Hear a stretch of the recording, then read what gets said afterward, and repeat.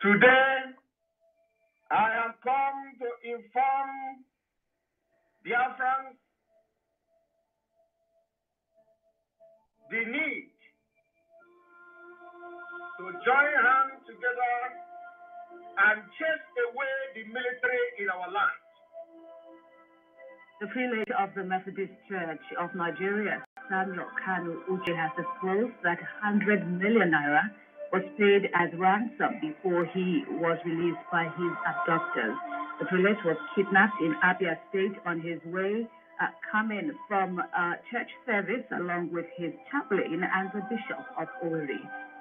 If after 3 weeks you still hear of this Fulani nomadic terrorists kidnapping people anywhere in our forest, you know that we are all jokers. A burst of joyous noise. After an anxious wait, as the prelate of the Methodist Church of Nigeria, His Eminence Reverend Samuel Chukwuemeka Kanuche returned to his home in Lagos after release by kidnappers in Abia State. The political leaders from Biafra land have been briefed severally through our broadcast, through the awareness we are creating, but all of them continue to pretend that they don't understand and they don't know what is going on. Born in Igbo land. On the precipice, we have been set back more than 60 years right now. We've gone back to the time before 1966 now. All right. Good afternoon, everyone. Good afternoon, good morning, good evening, depending on where you are listening from. This is Mazi Simon Ekpa, Mazi Nnamdi Kanu's disciple on Biafra, liberation and the restoration. This afternoon, we are here on the space to discuss the Nigeria disintegration in 2023, and as it is going to be the roadmap for lasting peace in the Sahel and the entire region. Today, we are targeting especially those one Nigerianists, those die-hard one Nigerianists. As you are coming here to discuss with me, I am asking you and urging you to be very civil. We, the Biafra people and the Biafra agitators, are not people that are constituting nuisance on social media or on Twitter space.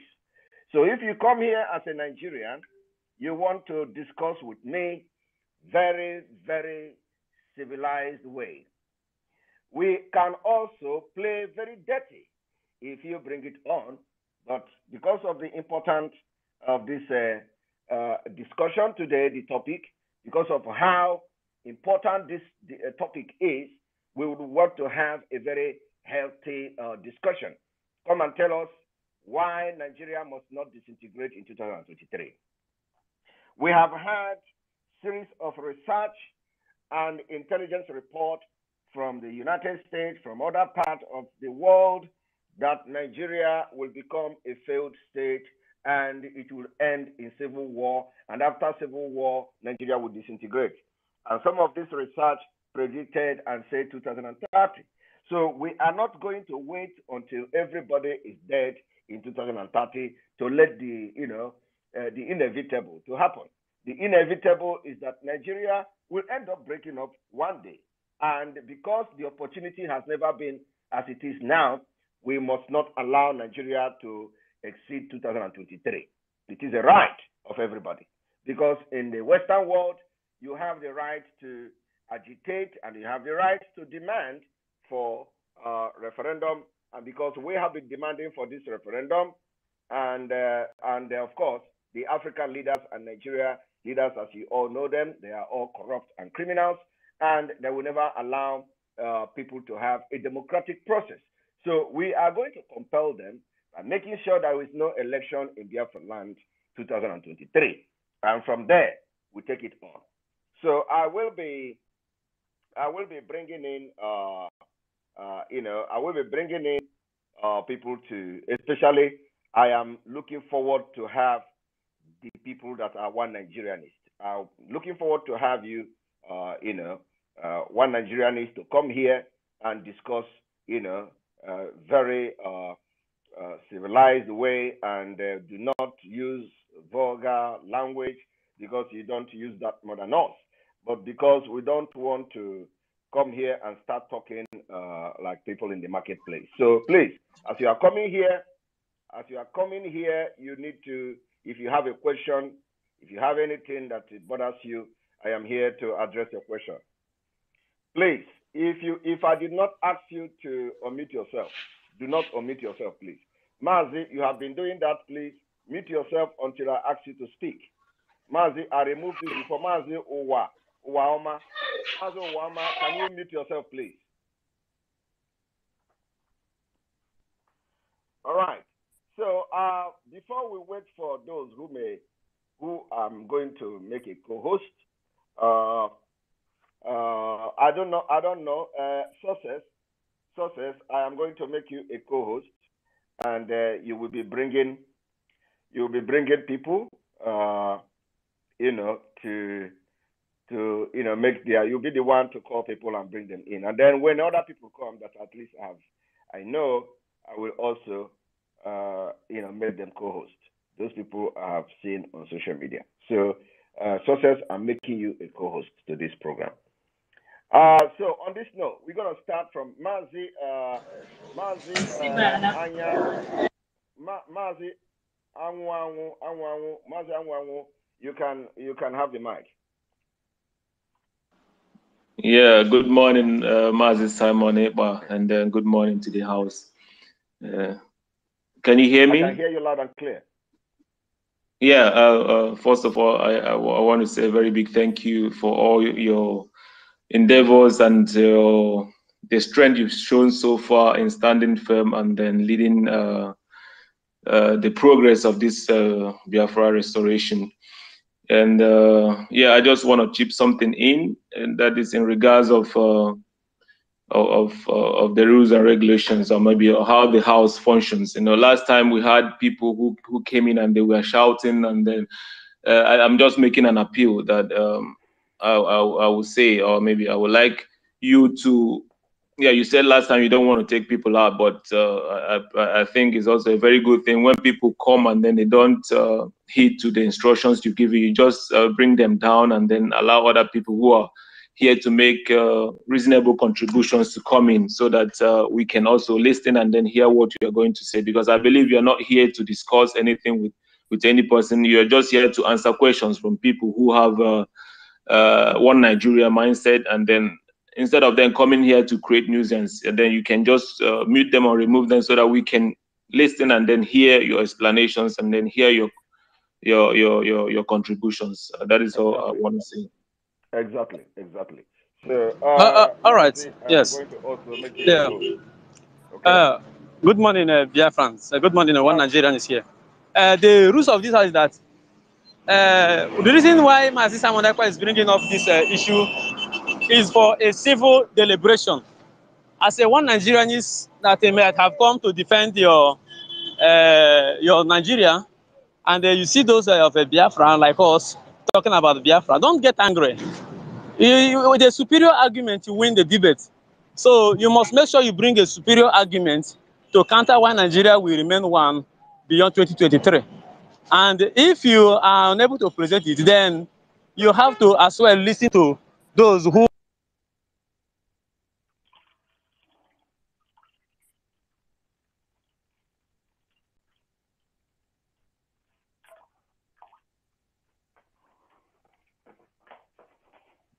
we look forward to have a very fruitful discussion. Right. Right. Thank you very much. So I think we can take it off from here. Those that if you want to speak, if you have been given an opportunity by accepting your invitation, if you want to speak, you can raise your hand. So I think Mazi, you can take it off from here. Okay, yeah, I just noticed that you made me also a co-host. Thank you so much. Then we start from Femi Akinsola. Femi Akinsola, can you unmute yourself and then you have the mic, please?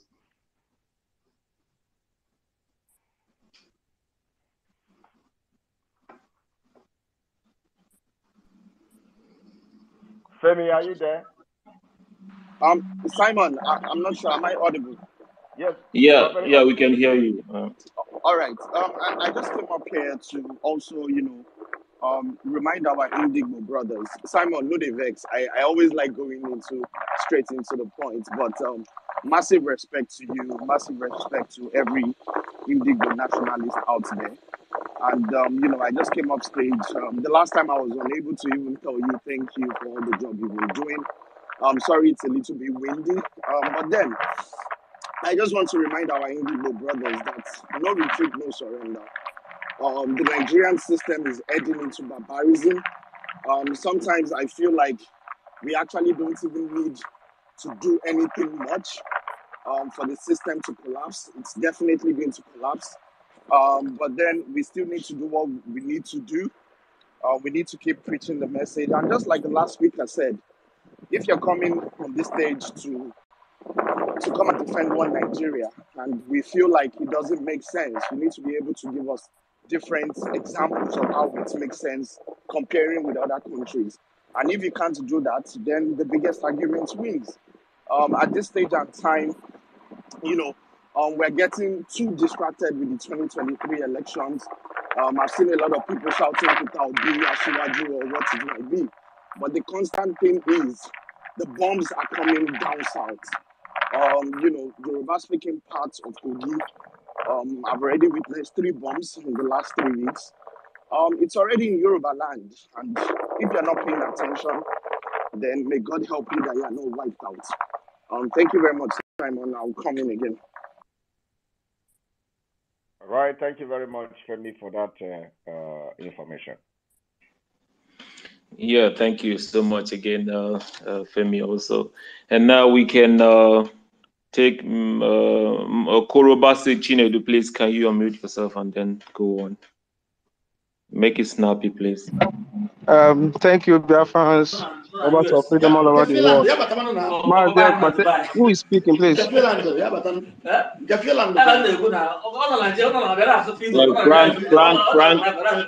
Frank, can you mute yourself, please? Hello, I can.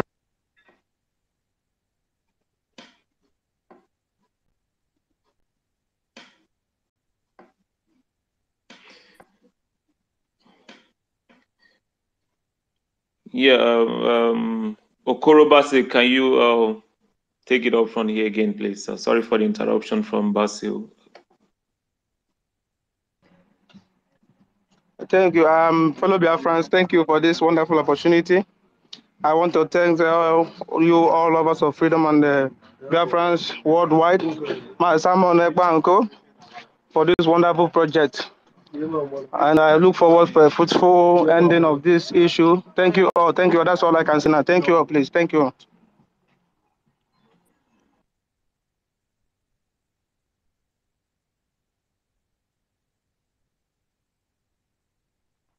Thank you very much. Thank you.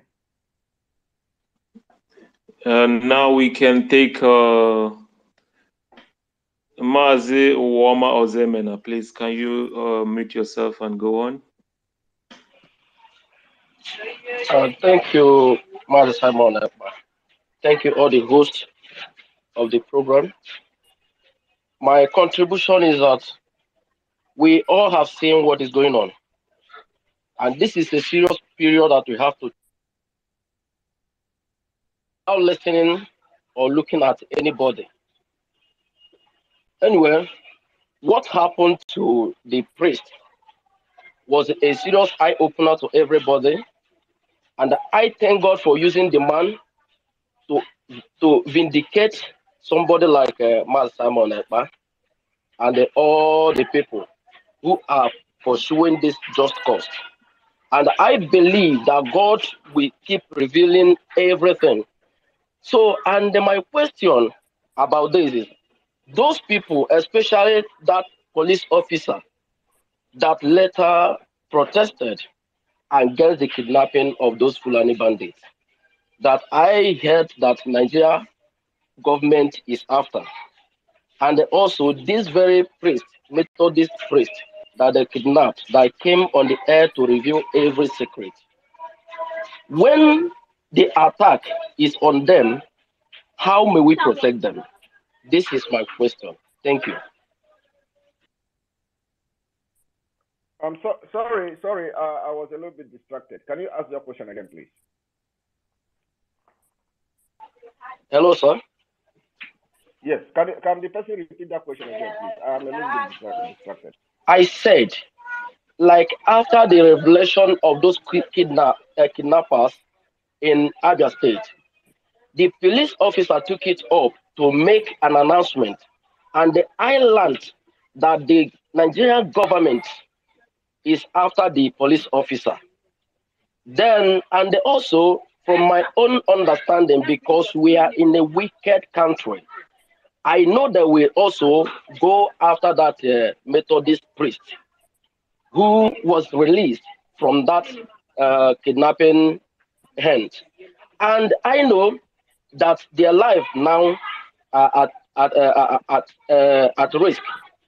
When we hear that these people, that the Nigeria terrorists are after them, how may we do? Can we provide something to protect them? Because we need to protect them. Thank you. Thank you very much, my brother. Please, this Mazi, I'm going to remove you because each time you come, I have asked you to. Are you the one who spoke now? Mazi Uwa Oma, can you mute yourself, please? One Okay, more sir. time, I'm going to remove you from this because the noise is too much. So,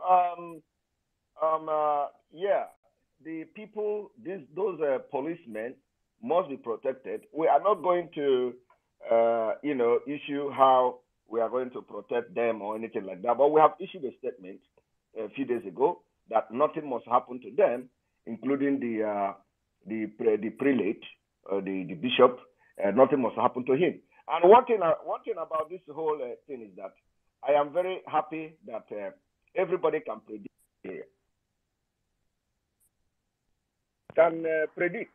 So you yourself already knew that they are going to come after them.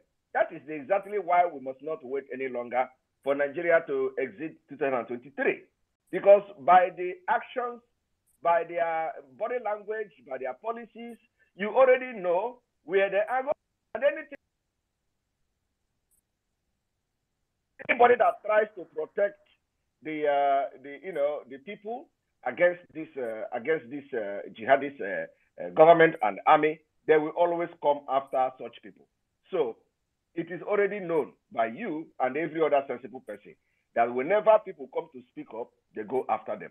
So the question you should be asking yourself is that why are they going after people who have come to give testimony, who have come to give a first-hand experience, who have come to explain how they have been handled and kidnapped by the jihadists, and who have come to review the information they got from the terrorists, that they are looking for money, including those ones they are getting from the government, to be able to acquire more arms and ammunition and weapons, and then invite other people from the Sahel to come and take over our land.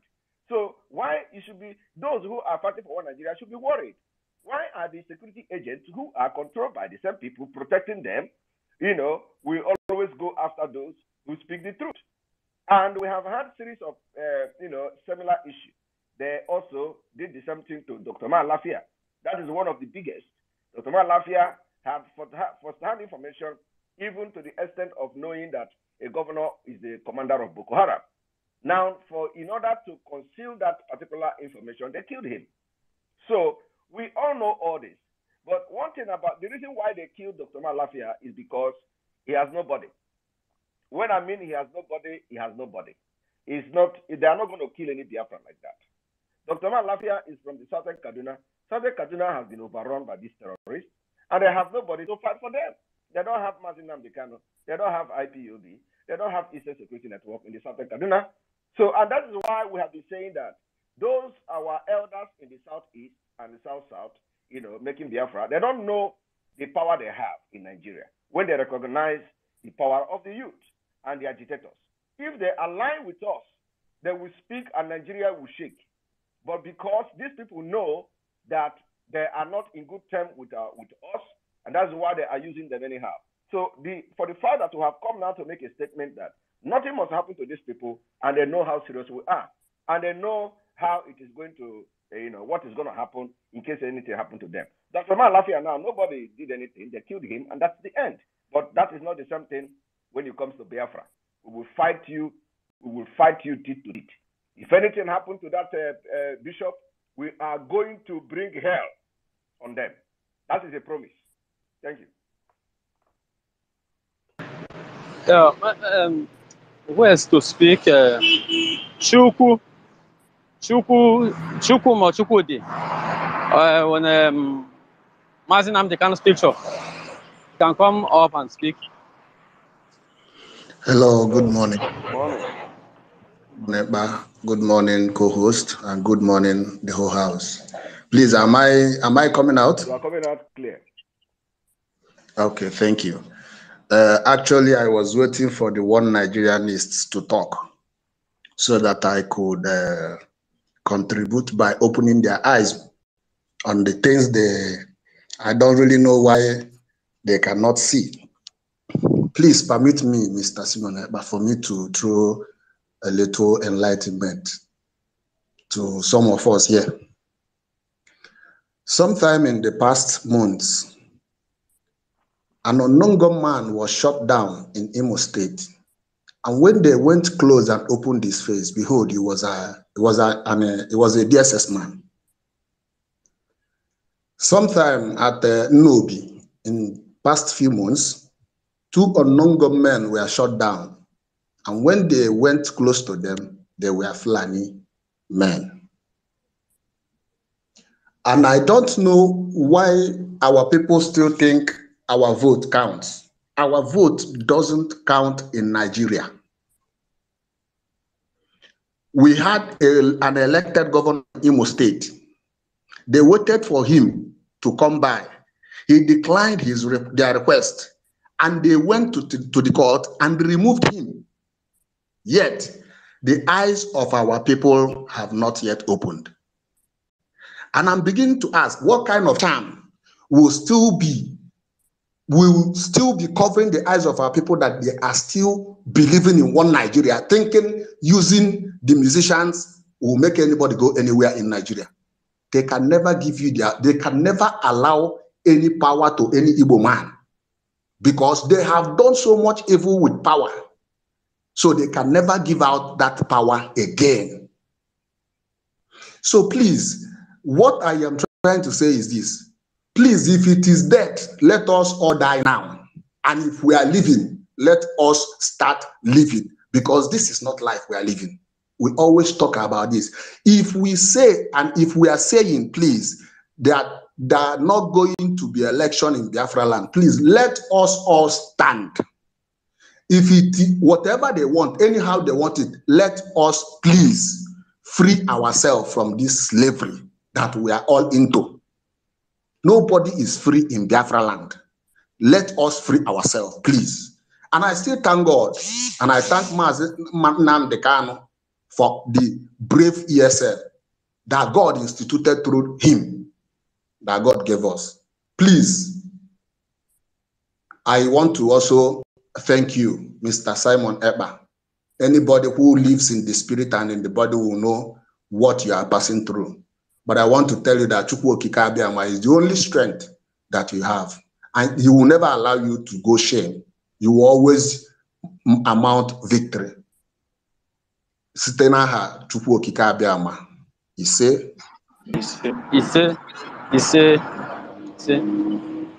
Can we take Ikime Julius, please? Can you unmute yourself and then talk to us, please? Yeah. Okay. Good morning. Good morning, everybody. Can you hear me? Yes, we can hear you. Okay. I just want to chip in something. You know, Biafra is a good cause. Nobody, every right-minded Nigerian, we see that yes, the resources in Nigeria has not been distributed equally. You know, but now I want us to look at it from another angle. If you look at the Biafra states, all other states that are inclusive, you know, all the South states, how are they following up this course which were being experienced mostly in the East and not more of the South, like Edo Delta, and then Bayelsa and some other states. Are they also following up this course? My question is directly to Simon Ekpa, if he can just enlighten me. And also, this is the only time Nigeria has ever gotten a viable Igbo president, which we are seeing. We are seeing it crystal clear. It's no longer about distributing money anymore. You can distribute money and still lose election. It happened in those states when Tinubu went there to spend money. We can see the massive support that they still gave and defeated Tinubu, and which I can see it happening for Peter Obi. So if we are saying that no election in 2023, are we not stopping the chance of making Igbo president? Nigeria has never given Igbo a chance to rule. Igbo has never been put in the equation, in position of leadership. Even when they even managed to get there, vice president, and then they will never get to there. Peter Obi Atiku, but Atiku did not win. But now he's standing forth, and we are all seeing his records on how he got there. So my own is that, what are the roadmap to every other state to make sure that, yes, this Biafra cause that you are fighting is achieved? That's my question, sir.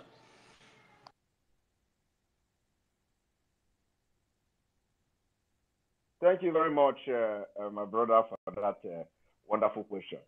Let me start answering you by saying that we, the Biafra people, have decided to choose our freedom over presidency.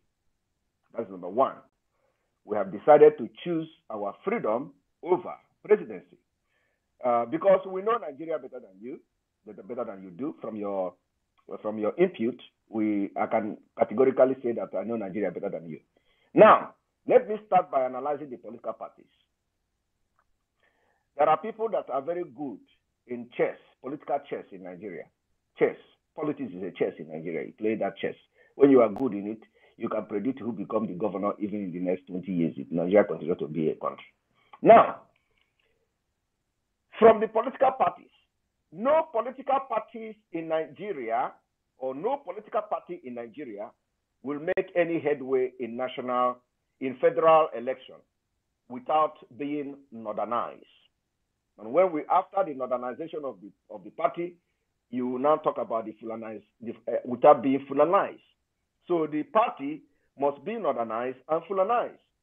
So, and when we talk about the Fulanization and modernization of the political party, you have to talk about the heavyweight that are backing that make that political party a modernized party or a Fulanized party from the northern Nigeria.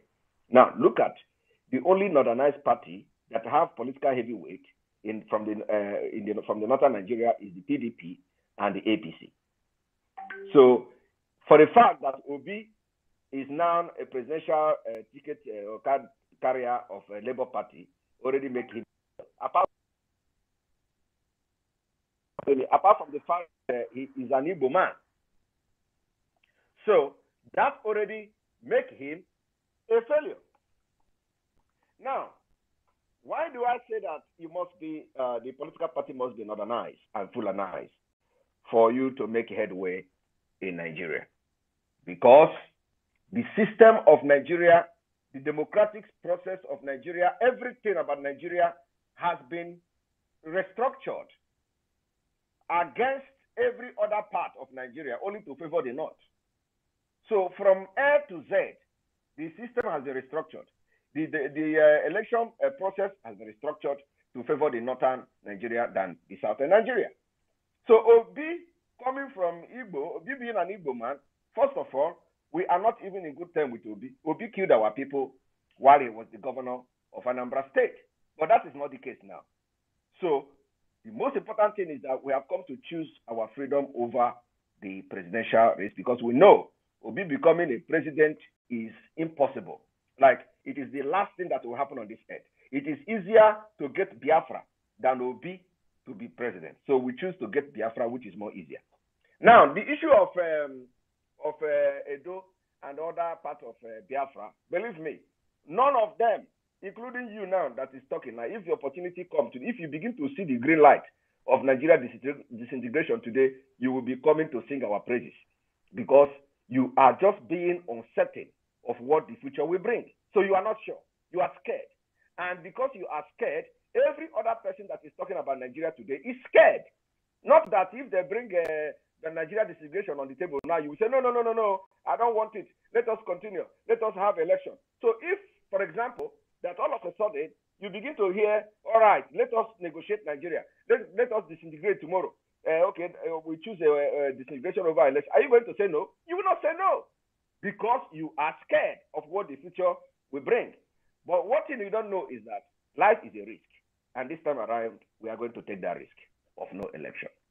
And we know what the risk is going to bring. It will always bring positive results. We are going to start pushing it from there. And the issue of unification or roadmap to bring in other people to Biafra and all that, it is going to happen automatically because the system itself of Nigeria already positioned the mind of people. So at the right time, you are going to know the position. What you see happening now is not the reposition of the people from the Edo people. It's not the reposition of some people from the South. No, you are going to know their reposition when they have begun to see the green light that these Biafra people are succeeding. Then you are going to see who they really are. For now, everybody is pretending and playing game of chess. And we have studied these people from many years. Thank you. Yeah, thank you so much, Master Simon. Biafran movement, your hand has been up for a long time. Please unmute yourself and then talk to us. And whosoever again wanted to speak, please should lift his hand up. Please. Good morning. Yeah, please, can I speak now? Yes, go ahead. Okay, all right. Thank you very much for this wonderful opportunity. I want to thank our present leader. For now, we are looking up to you, Simon. Seriously, I admire you. I admire your courage. I admire everything about you concerning this movement. And the only thing I can tell you is that God will, strengthen you in Jesus' name. Amen. First of all, I have 3 questions here. One of the questions is from a die-hard Nigerianist. Actually, this guy is from Igala, Biafran part of Igala. So the question he actually threw to me was how he's actually listening, but I don't know how he can, actually he doesn't want to speak anyway. But I want to just make it, public so that maybe you can throw more light, shed more light on that. So he said, what are their fates for a good egalitarianism if Biafra is actualized? That is his question. A good egalitarian equity and justice, that has to do with the Igala people. What are they stand to gain from the dominated Igbo-speaking Biafrans? That's his question. Then my own personal question is, he talks about demilitarizing Igbo land. You and I know that these governors, they cannot do anything. Neither they will say anything. They're not going to say anything about this matter. What are the strategies are we going to use to chase this military away from our land? So thank you very much. I look forward to, talk to you more. Thank you, sir. Thank you very much. Let me start from now. Okay.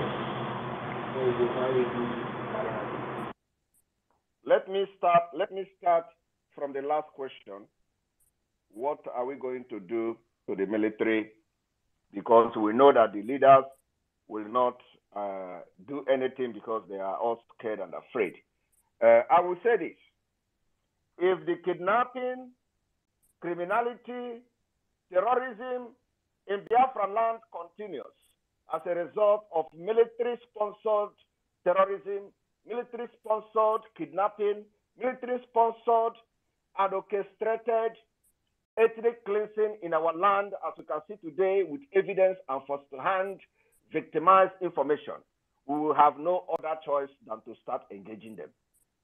That is going to be the solution. We can't fold our hands and watch a government-sponsored killings, sponsored terrorism, sponsored kidnapping, backed by Fulani-controlled Nigeria army to continue to kill our people. We can't continue like that. So if the leaders and they fail to address the issue of the demilitarization of our land, we don't have any other choice than to rise up and defend ourselves. And when we defend ourselves against criminals, we defend ourselves against the military. That is going to start happening. Believe me, the kidnapping and the killing in Biafra land cannot continue. You see the spate of violence everywhere. These are being perpetrated by the same military, like the instances people have given here. So we are not backing down on it. We understand that even now, they are bringing special forces to the southeast and all that. They're going to be bringing them. Well, ask yourself, all the special forces that have been bringing all this while, where are they? Why are they bringing all the time special forces to Biafra? Every time they are bringing special forces, where are the other ones that have brought before? So we are not going to fold our hand and watch Fulani orchestrated killings, kidnapping, and of course, the agenda is to take over our land. And that is why, if you listen to some of our exposition, where they say Nigeria is a failed state in 2030, we are not going to allow Nigeria to continue to be a failed state until 2030, where the civil war will start. We are going to start it next year. We are going to stop election in Biafra land next year. So we don't need to wait till 2030, because by then, before then, you all will be dead. And this is well-researched information. So we are basing our decisions and our move and whatever we are doing today based on reality, what is attainable. So forget about the leaders.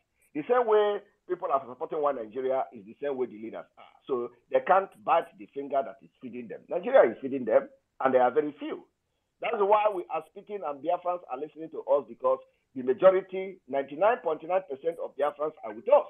If you look at the majority or the population of Biafra, you calculate the vote. I was watching Tabua. Tabua was giving analysis of how many votes Anambra governor election received, how many votes one senatorial district in the north received, and it was higher than the vote of the Anambra election. Anambra governor election, I don't know whether Soludo become governor from 100,000 votes. Other person get 20,000. Other person does that reflect the ratio of the population of Anambra State? No. The same thing is in entire Biafra. So when you put the vote of the Biafra people together, you will find out that they don't even represent, the people that are voting in Nigeria in Biafra does not even represent 1% of Biafra population. So out of 70 million of Biafra, you are going to see somebody voting, and the entire vote in the southeast and the south-south will be 11 million. Does that represent the people? No. So what we are saying is that we are going to make sure that if the military continue this criminality, ethnic cleansing in our land, we will rise up against them very soon. Now, the issue of Igala, Benue State or so, everybody is going to be carried along. What we are fighting for is equity, justice, and peace. We are not going to be leaving Nigeria and jumping into a different thing. So we are going to solve the problem by, first of all, having what I called a database system. The database system and the law of Biafra, the constitution of Biafra, will lay the background and the pace, and set the pace for this justice, equity, and fairness. So we are not going to, there's not going to be anybody that is going to come from a minority. We don't have minority. We are going to have what we call the confederating state of Biafra. That is at least being proposed at this point. So the confederating state of Biafra will have equality, equity, justice, and fairness. You govern yourself the way you want, and those people that we feel that need to be supported will also have a law that will design how every other person will support that particular province. So it is going to be something you've never seen before. And that is why some of us are, doing everything to make this Biafra to come, because the templates are there. Biafra is going to be the beginning of the civilization in Africa, because we are going to borrow a lot of things from outside the world. I will use the word borrow. Even though we know that the democracy started from Biafra. But now that is civilization. The world is evolving. So we are scattered all over the world. We are in Asia, in Europe, in America, in whatever you can think of. So, and we have professionals doing wonders in those areas and in those countries and the continent. And Biafra is going to be a combination of everything you can think of. So the issue of people being afraid of equity, or people being afraid of that they are minority, there will be no minority in Biafra. We are going to make sure that the state of origin is wiped out. We are not going to have state of origin. That alone will begin to solve the problem of minority. Because in Nigeria, they have already divided you. When you talk about the state of origin, they say, I'm from Anambra, I'm from Enugu, I'm from... No! We are not going to have state of origin. That is where the problem of Nigeria started. Apart from the fact that you are easily identified with your name, we are going to change that by law. We will use law to change it. This is just a brief of how the equality will begin in Biafra. Thank you. Thank you, sir. Thank you very much. Please, if you are participating in this program and you wish to speak, raise your hand up. Just raise your hand. You will be called upon to speak. And the last answer you gave to that Igala question is very okay. Biafra will be detribalized, and they make sure that everybody is equal before the law. There is no dominarity between on anybody from Igbo, from Ijo, from everybody will rule their own nation. Use your resources to develop your own nation. That is the agenda our leader has for the nation we are looking for. Thank you. If you wish to speak, please raise your hand so that we know those who have spoken and those who have not spoken. Please just tap the icon and raise your hand up. Thank you very much. Yeah, I guess most of the people are also using the space just for the first time or so. But I know that Isdo and at Mamboy TV, I hope you guys want to speak. Can you unmute yourself? You're still there.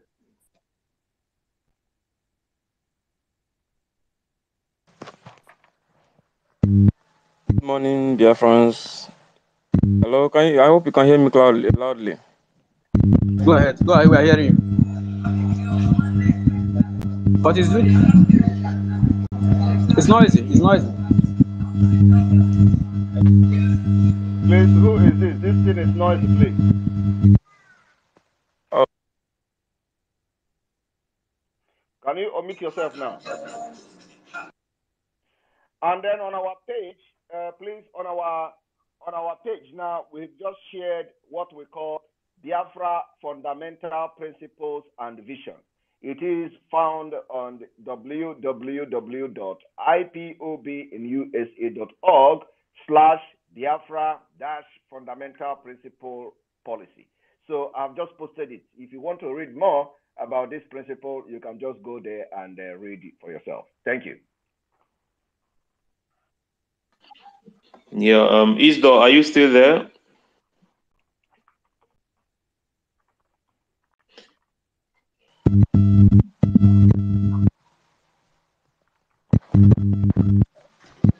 His gadget is making noise. I don't know what could be the cause of that. All right, so bring somebody else. This person. Isodore. Please unmute yourself. Isidore, unmute yourself. No, not sure if he's around. Yeah. Then we take Omodua. Omodua, can you unmute yourself, please?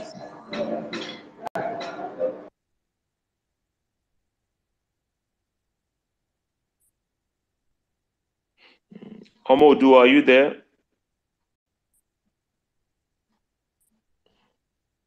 No. No, I'm not sure if he's around.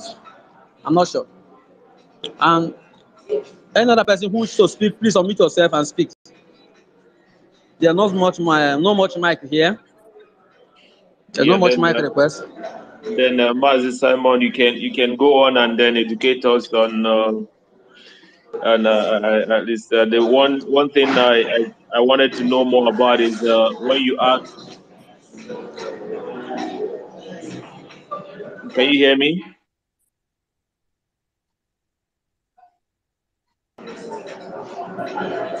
Yes, I can hear you. Yeah, about the offer and the assistance you talked about that IPOB will give to the government to our leaders if they pull out the military from Biafra land, that we are going to assist them to make sure that in 3 weeks Biafra land will be safe from kidnappers, from all criminalities. Can you enlighten us more on that? Yeah, yes, thank you very much for that particular question. Yes, we have, the offer is still there, and it is not going. We are not going to change from that offer. We are not begging them, but we are saying that first of all, from the intelligence report we have, because as far as Nigeria is concerned now, Biafra people have the most intelligent report, the most reliable intelligence report when it comes to security. So we have said that first of all, pull the military out of our land, and you have solved 60% of the insecurity. And when you have solved the 60% of the insecurity, the insecurity in kidnapping, burning of local government, burning of secretariat, burning of houses in the communities, and all that. These crimes, from our investigation, are being committed by the military to put a bad name to Biafran agitators. So pulling them out of our land will give us the leverage to engage the criminals, those who are the remaining of the criminals, which some of them will be coming with not by mufti. So if they can pull out the military out of our land, the 60% of the insecurity have been solved. We are going to engage these criminals, including those that that the military are shielding. Because if you listen to the testimony of the victims of kidnap, you find out that most of the kidnap today, they are happening in a place that you feel secured, in a place that you have the presence of securities like 1 kilometer, 2 kilometer, and all that. So even as small as 150 or 500 kilometers. So these crimes are happening because the military are sharing them. So, and it makes it very impossible for our Eastern Security Network to go to those places, because if they go there, they are not going to engage the criminals, rather they are going to engage the military. So once you pull the military out, these people, we are going to chase them away within 3 weeks. I am telling you the fact. So we have already, analyzed this report and the strategies, how we are going to use to chase them away. I'm just giving you one example now, which if you think about it, you know that it is feasible. That the kidnapping incidents are happening very close to military checkpoints, and as close as 5 kilometers, as close as 3 kilometers, as close as 500 meters. So how can you now go and start engaging criminals where you have a military checkpoint and military are looking for our men to kill? You see. So, and then those crime and the insecurity in the city, you can understand that the police, the security, everybody is there. So, like one of our brothers gave the instances before, that the person, one of the non-government that was killed was a DSS officer, and then another two was Fulani people. So once we know that the military are out of our land, we are going to engage them, and it will take us 3 weeks because we have men. We have men to engage them, and it is going to take us. This 3 weeks is even far. I am telling you the fact. So this offer is there, and we are not begging them because everybody will be victim of this kidnapping. The reason they came to our land, or the reason they are there, is not to kidnap. The reason is to position themselves for the onslaught that is coming. Just like they promised that bishop, that they are looking for money. Once the money comes, they are going to invite their people from Sahel and all that. They are not looking for money. The money is there already. The government is sponsoring them. So this money you see they are using now is just to let them be doing one or two things to sustain themselves. and wait for the order to come, because they are positioning themselves, monitoring the land, monitoring our map and all that.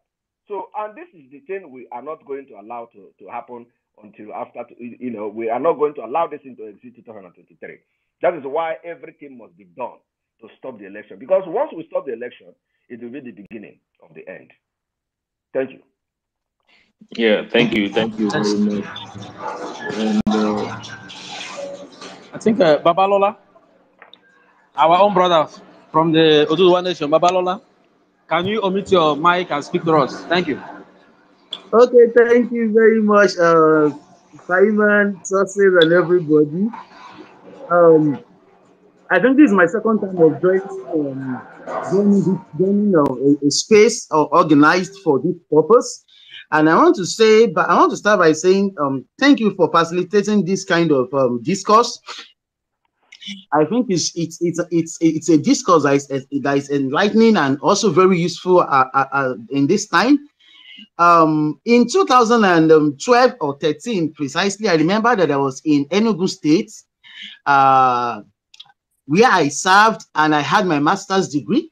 So I can recall my supervisor telling me then that, Babalola, you need to be very fast with your project.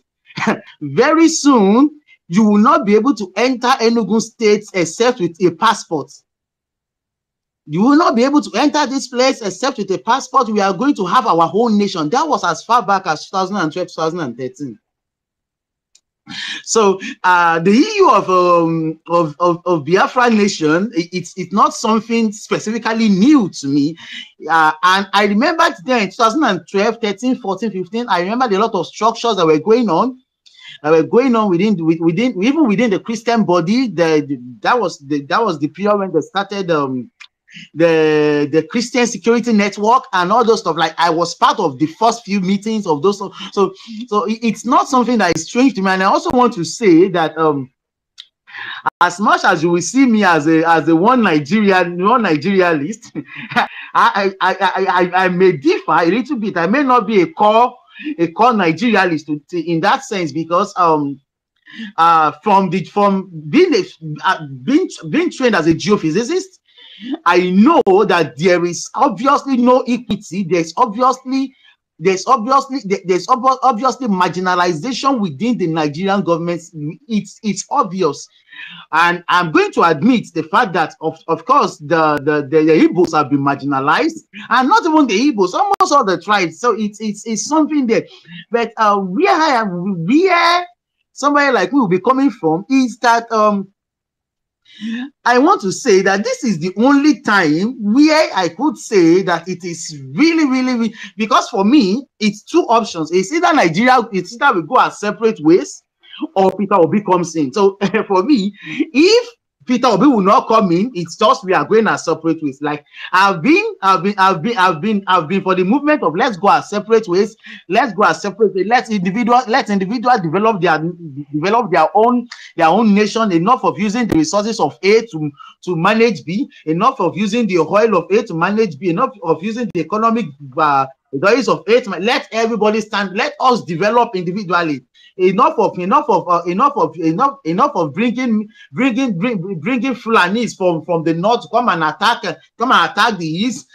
So enough of that kind of trash. That was what I was for. But I'm shifting my position, because I think that at this point, I think this is the closest time that an Igbo man would move close to. And to some extent, I agree with Simon saying that looking at the Nigerian chess game, the Nigerian political chess game, it seems that its chances are slim. But the narrative is changing.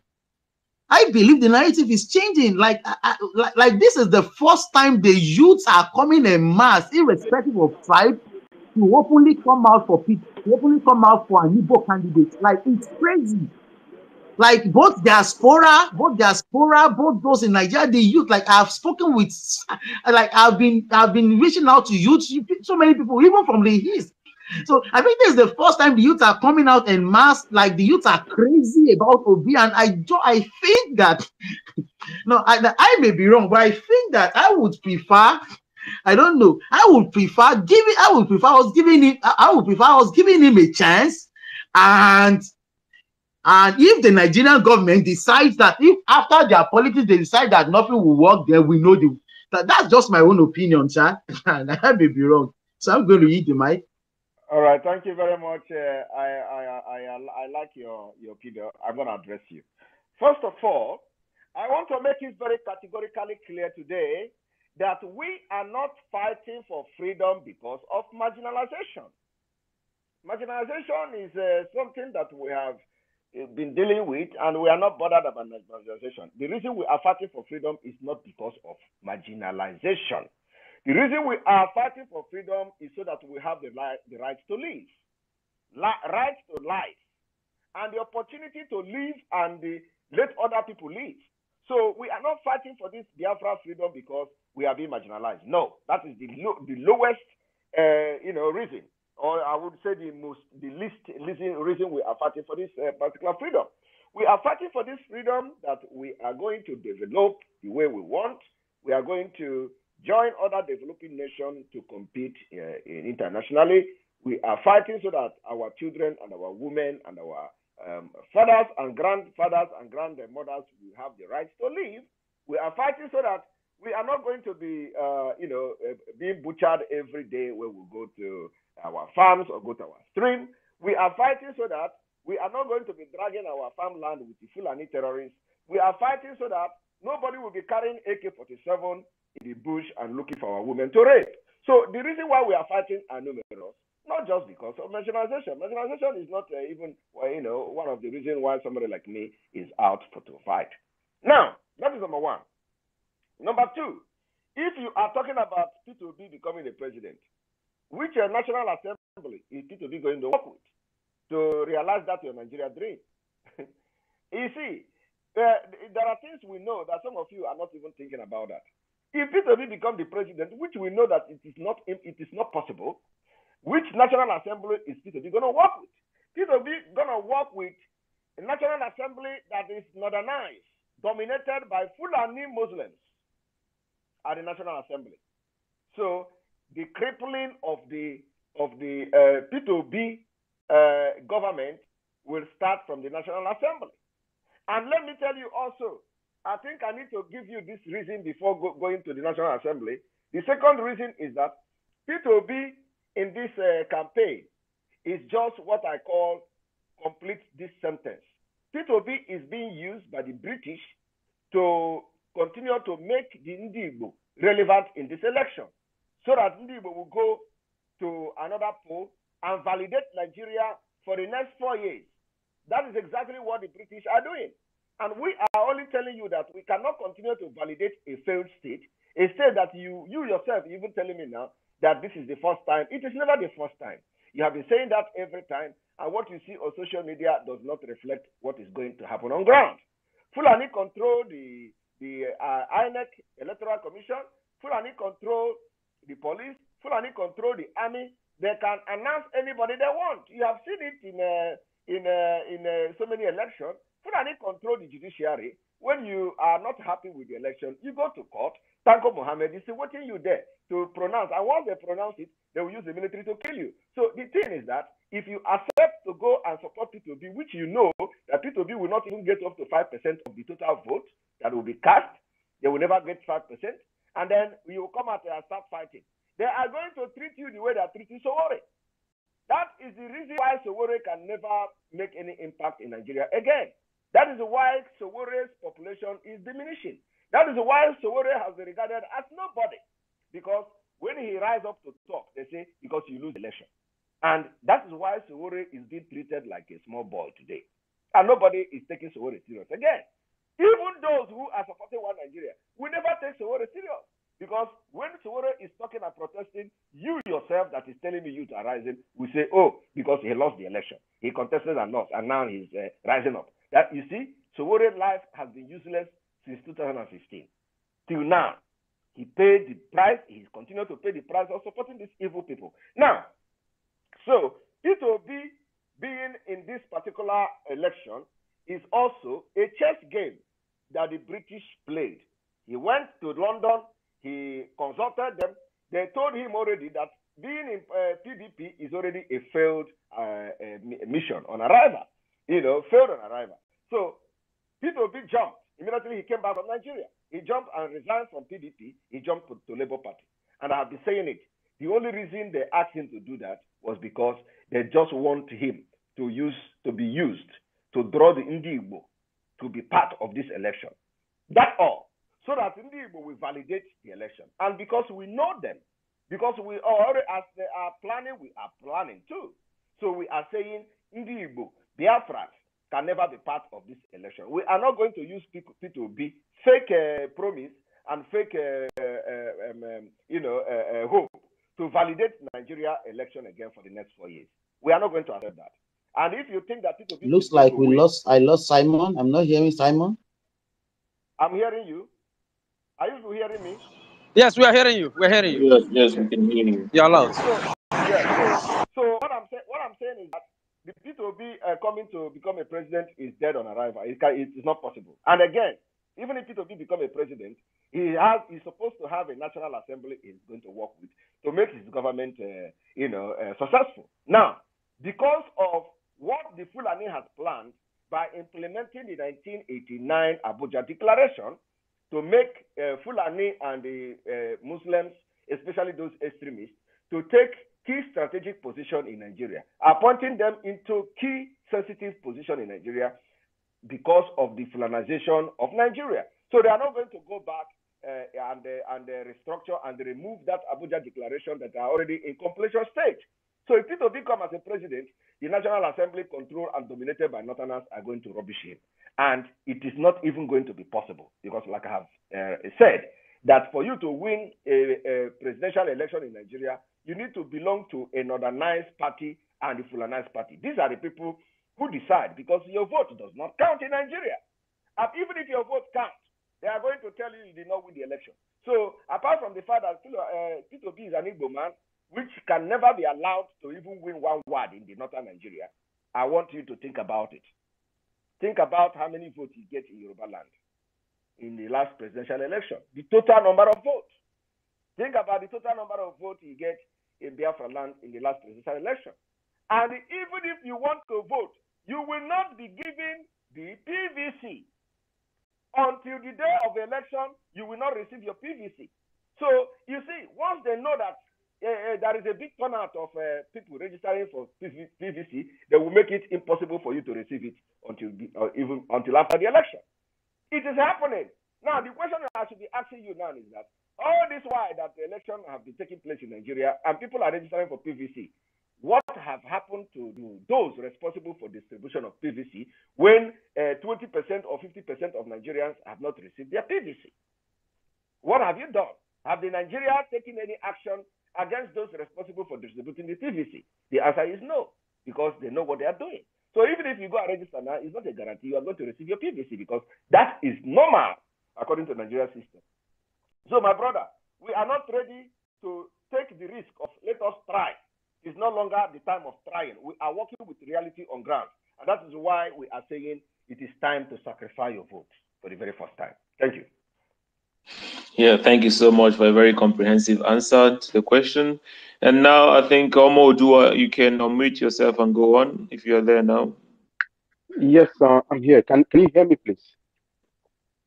Yeah, very clear. Okay, thank you so much. Firstly, greetings to everyone wherever we are. I want to say a special greeting to Mazi and Simon Ekpa. Thank you for being the voice of the voiceless, not just to the Igbo people and the Biafrans, but across all of Africa.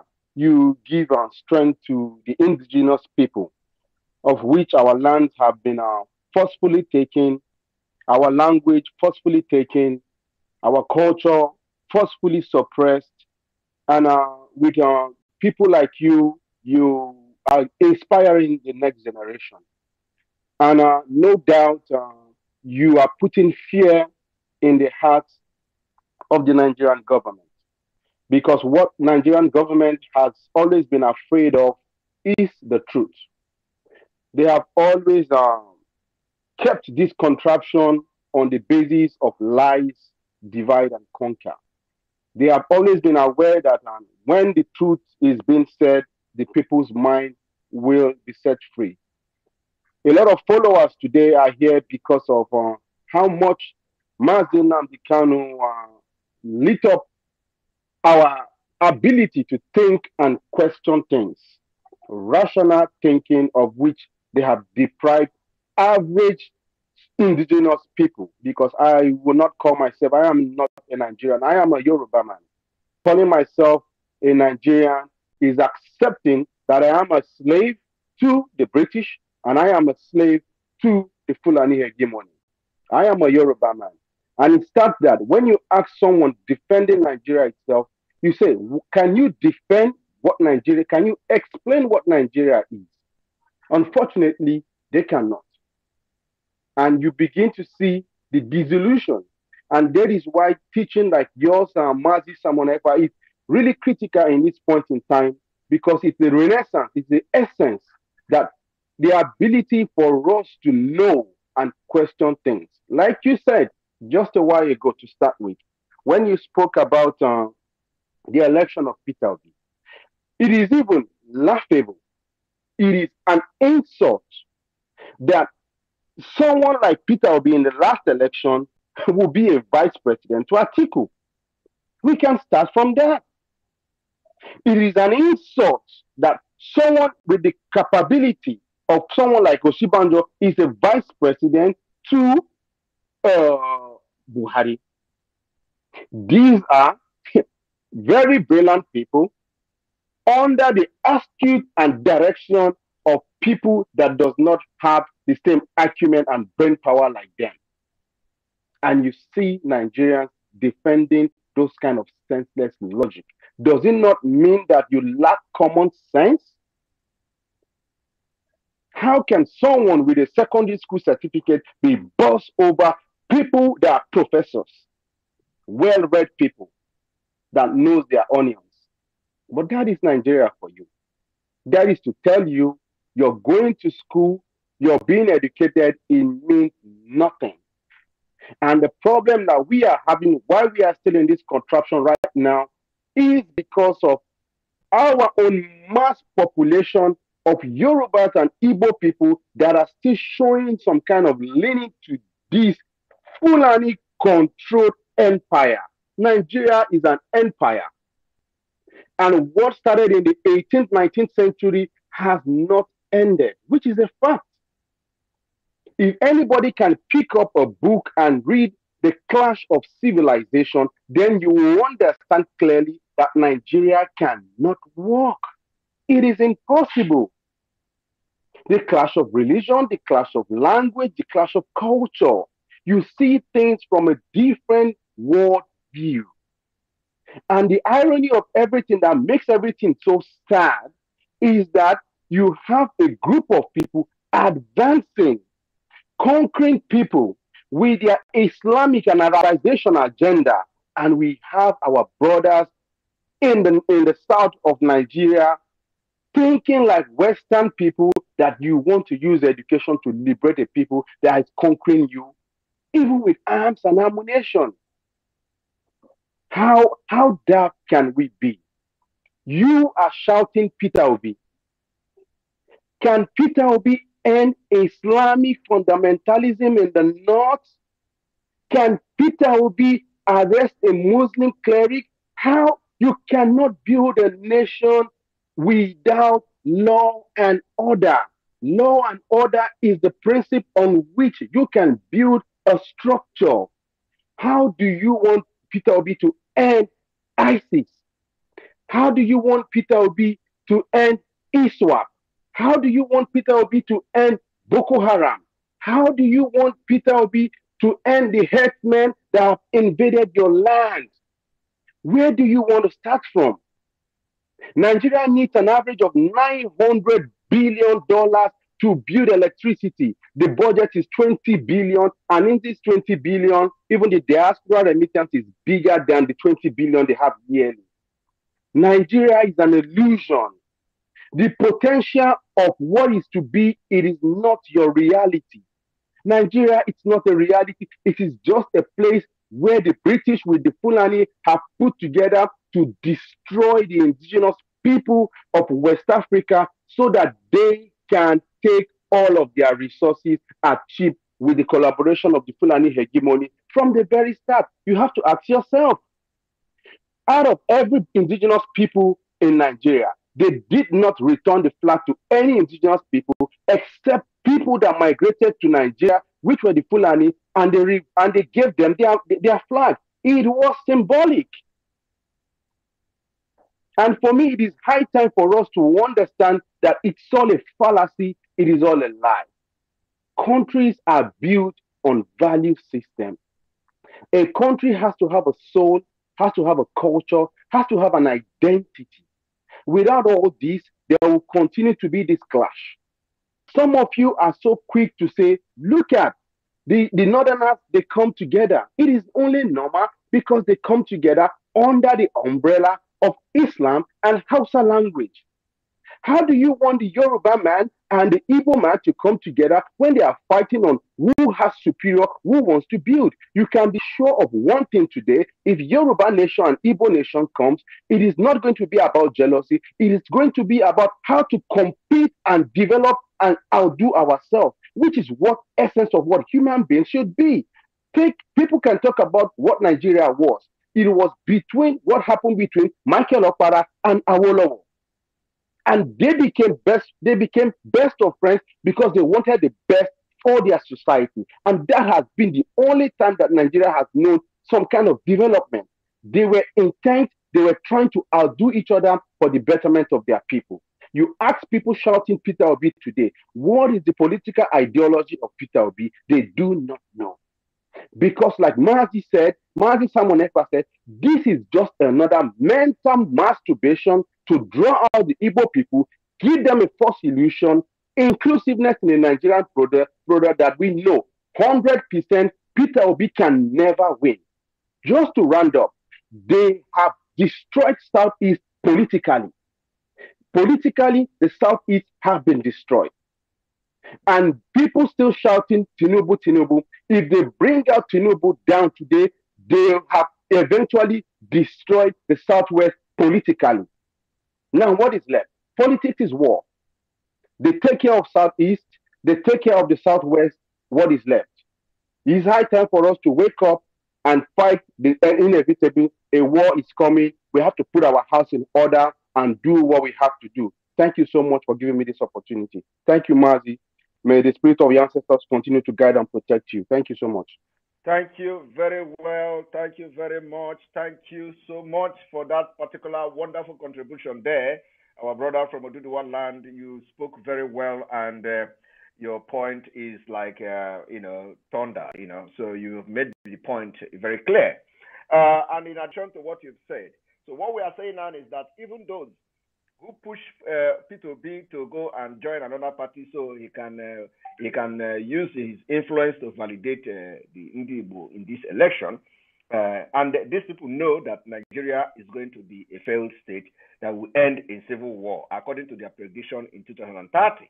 So what we are saying now, that our brain is very, very hot at this moment, and we are very calculative, and we are very, very smart.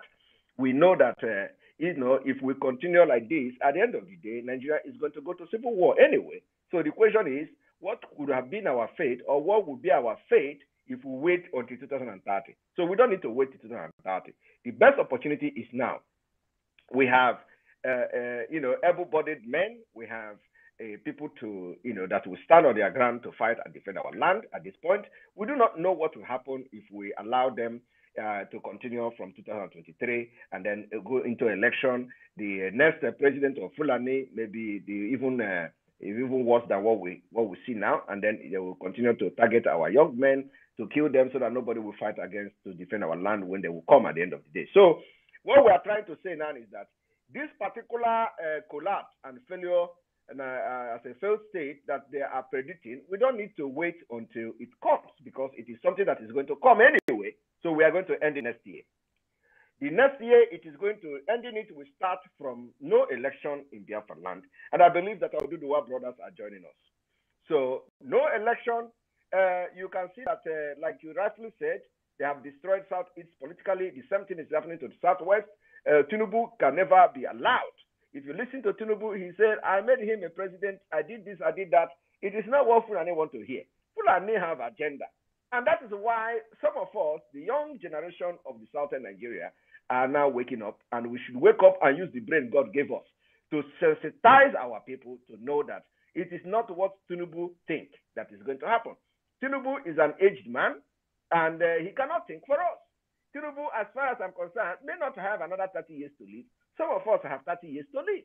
So we need to involve the people that have longer years to live, because they are going to be the ones that will suffer whether this thing is good or bad. So we are stepping up the game that in 2023 election, we are going to start the disintegration of Nigeria. Nigeria needs to be negotiated, and our land and borders need to be returned back to the original state. I think by tomorrow I will begin to lecture on the 1958-59 Constitutional Conference, and I will bring the original document of that constitutional conference, and before the Nigeria independence. I will bring the original document because I have it, and I will begin to teach on it for you to know the original map and what Nigeria was before the 1960s. So at least we're going to start from there. So thank you very much, my brother from Ududuwa. I agree with you 120%. Next person, please. Yeah, right now then we'll have Onyeka Chukwu. Please, can you unmute yourself and go on? Thank you very much. Thank you, my great comrades and the world #1 disciple of His Excellency, Lord Emenike. My name is Onyeka Chukwu, one of the offsprings of the greatest progenitors of this planet Earth, the originator of democracy and discoverer of iron technology, but they never used it against anyone. I'm here to first I thank the last speaker before Simon, our brother from Ududuwa. He really spoke my mind. He's a very intelligent man and very good observer. You see, please, I need more time. I want to touch several things, very, very important. Before 15 years ago, a northern police officer was posted to my community. And we had a communal issue, and they came to arrest my sister and my elder brother. I resisted them not to take my sister. After much, I agreed to follow them. Then they dropped my sister. So we went to the station. My brother wrote his statements. I wrote mine separately. And when the IPO was then after reading the statement, he saw that we wrote exactly the same thing. And he corrected me for one thing, that I shouldn't be allowing paragraph while writing statement, something like that. So that made both of us become friends. After the case, so we used to interact. When my brother was about to do wedding, traditional marriage, I invited him. So when the man came in my local government, we have up to 6 to 7 towns. And my town is third largest. And that my town, when this man came to my town, he has not, maybe only, the man moved to just know only half of my town. Do you know what he told me? He asked me, is this one local government? I asked him, what do you mean? He said, it's too big.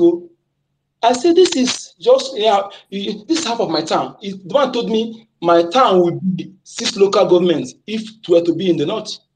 Then when you calculate the whole thing, the whole town in my local government, you will get that my local government will be equivalent to 30 to 40 local government in the north. That is to say, when 300 million allocation is given to every local government, equivalent to my local government will be getting 3 to 4 billion in the north. Are you getting this? That one is apart.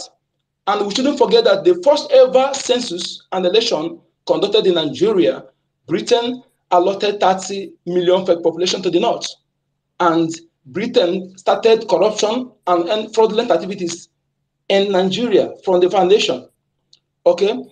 And again, anybody that is thinking, any Biafran that is thinking, or Igbo man that is having iota of belief that Peter Obi will ever win, smell the seat.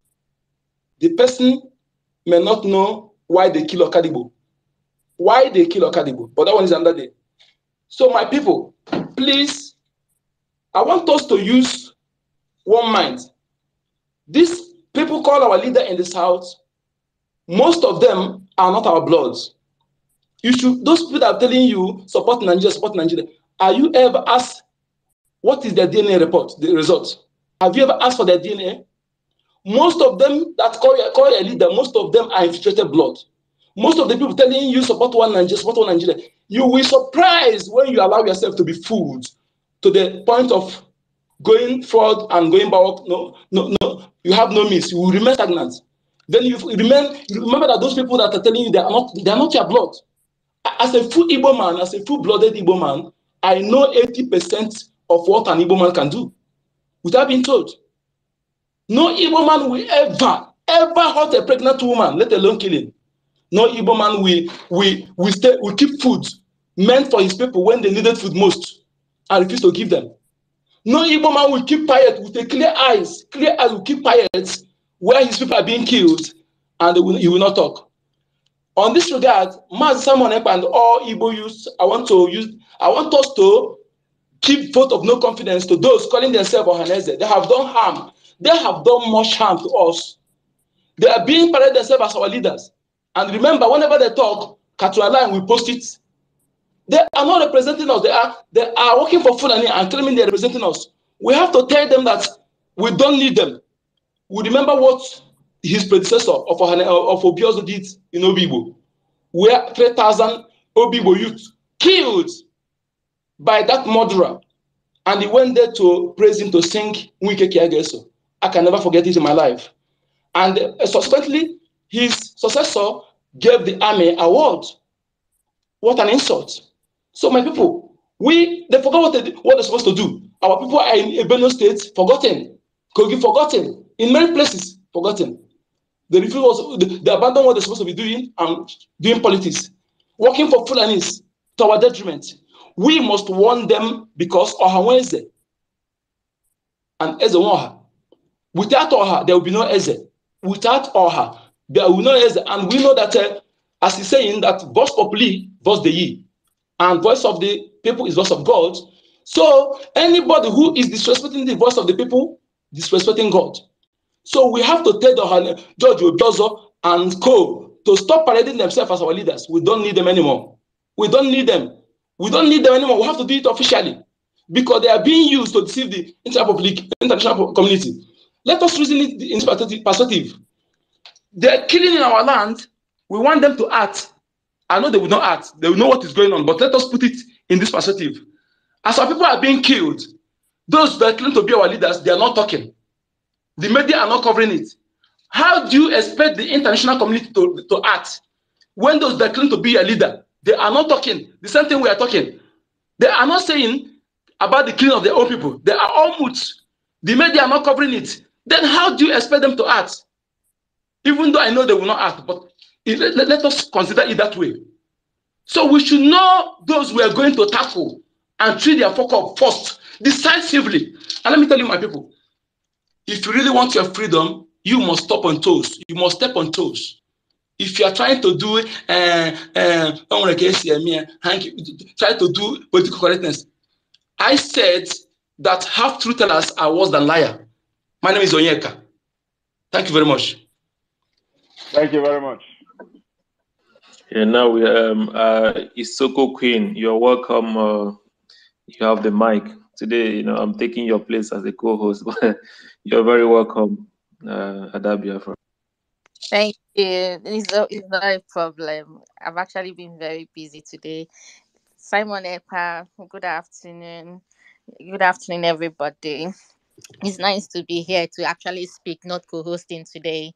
So, today in the UK, for the past 2 days now, we've been celebrating the jubilee of the Queen. And that got me thinking. I'm like, we've seen everything that is happening in the UK right now. People are so obsessed with this whole the Queen, the monarchy, the tradition. Like they've kept this for hundreds of years, and they keep, this is their tradition and their culture. And that got me thinking, and I was like, Nigeria, what is our, do we have a national tradition or culture? I was just thinking about it. I was like, we don't have. We are not nationalists. The North, they are nationalists to their northern whoever. The South, yeah, maybe somebody they will like somebody. Like we are not one. We don't have any ideology that makes us one. So what is really making us think we are one? In fact, who told us that? How come we had that in our head all these years and we just kept going with it? We are not one. We are not even, we don't have any traditions that you call, oh, Nigerian tradition. You have the Yorubas. They have their tradition, their culture. The Igbos have their own. The Edos have their own. The Isokos, the Irobos, the Efiks. All these people are ethnic. They are all ethnic nations that have their traditions for years, thousands of years, and they've kept it on. There is no Nigerian tradition. There is no Nigeria tradition, no Nigeria culture, no Nigerian way of, there is none. Every ethnic nation have theirs. So why are they putting us together to say we should be together as a country? We cannot be a country. It is a lie.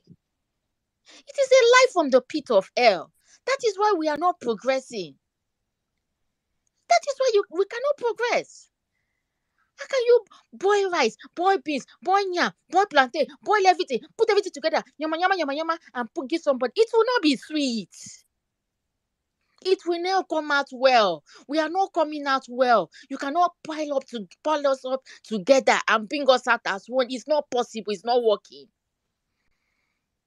Now coming back to the election, some people will come up because you have so much love for Peter Obi.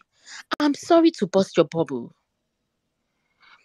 National breakfast is going to touch every one of us or one of you that is clamoring for one political delegate or the other that is not from the north. National breakfast is going to come. And that time, you open your eyes and you will say, yes, Nigeria is not working.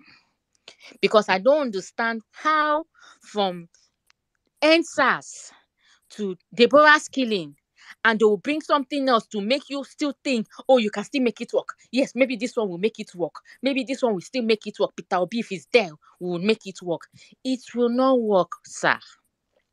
It will not work, ma. Nigeria is not supposed to be a country. The better you know that now, then you have peace.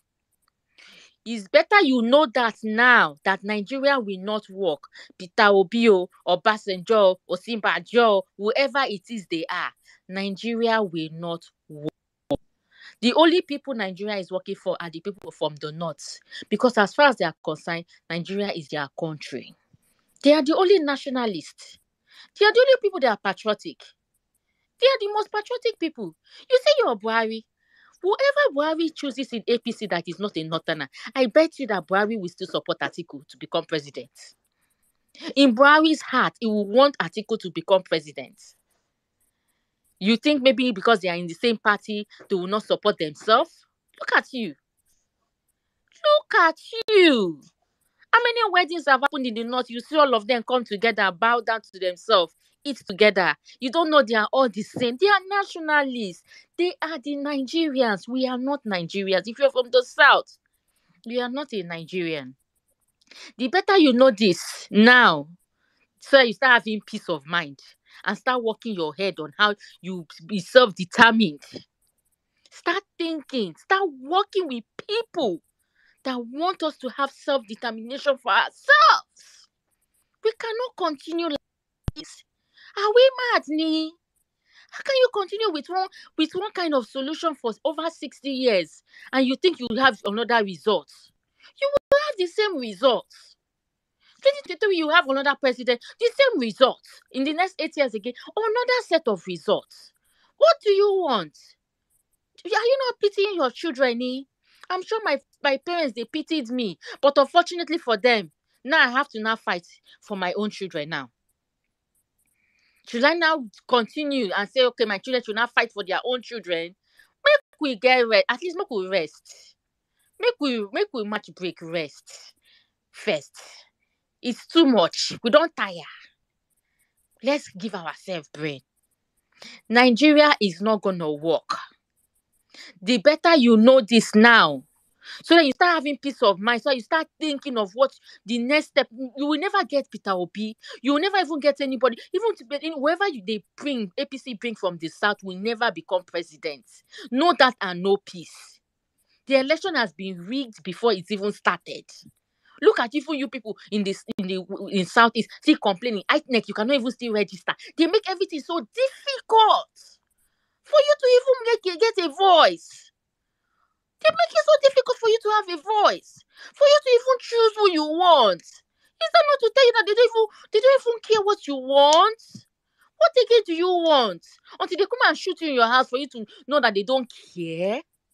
They're just using you as puppets to dangle in your face for you to think there's something going to happen. One change is coming. One change is coming. No change is coming, Oga. The better you know this now, so that you know, have peace. You have peace of mind. No change. Nothing is going to happen.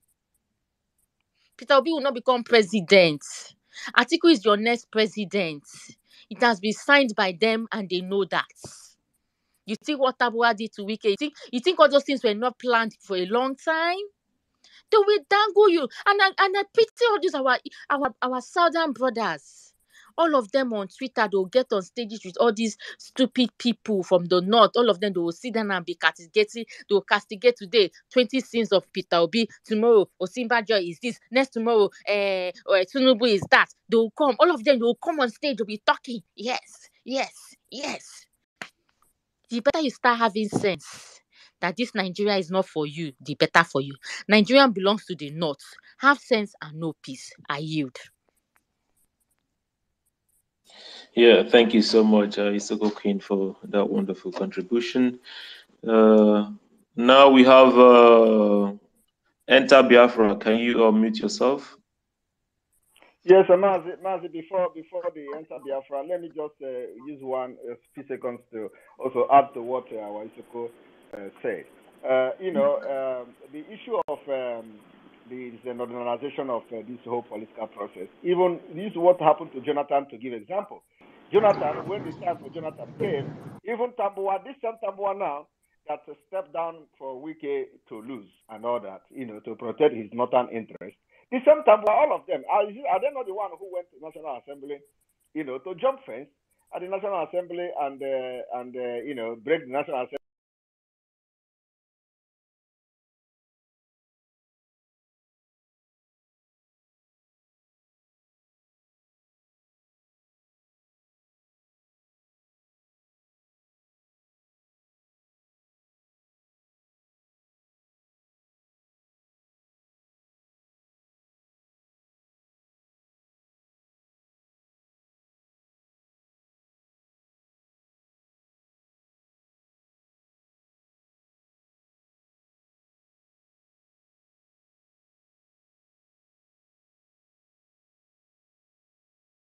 Assembly to Jonathan regime. All of them come together and work against Jonathan. So something is going to happen. People should wake up that we must not allow this election to take place in 2023. That is should be our priority for now.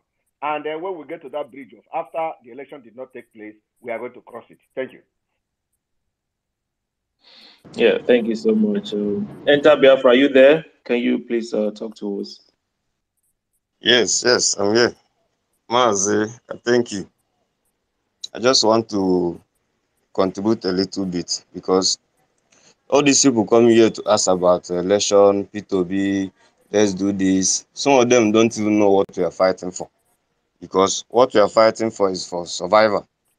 This is not about marginalization because this our governors, our Aneza or whatever. Well, the question they are not asking themselves is, what is the agenda of this Boko Haram?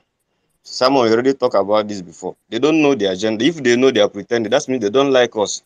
There's nothing we have to do with them because they don't know what we are fighting for. If it's marginalization, It's not even the Fulani are the one marginalizing us. It's our own people. So it's the same people you want to go and let to become your president or whatever. Someone you gave 1,000 that cannot manage it very well. Is it when you gave the person 5,000 going to manage it? Peter Obi have been a governor for Anambra State. He doesn't. He done nothing for Anambra State. Some part of Anambra State. My community, you have no light, no road, nothing since we were born till date. So what are we talking about Nigeria election and all this? Peter Obi is just a willing tool. They are using him to do their bidding because they know since we have not started this Biafra agitator, nobody talk about Igbo person being a president in this manner. But they are saying it now because they know not Salogoko. So they think bringing Peter Obi will make our people to say, okay, after all, let our person go. If Peter Obi go now, he just declare Biafra. For what? Peter Obi cannot even smell there. So let people stop talking about Peter Obi. I don't listen. I don't even expect anybody who answer Igbo name to come here or answer any name Biafra Eastern to come here and start talking about Peter Obi that is fighting for this Biafra freedom.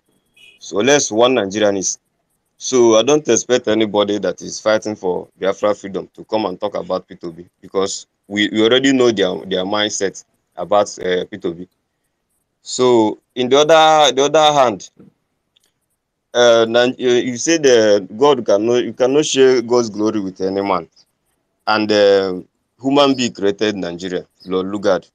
That means you are giving Lord Lugard the glory you're supposed to give God.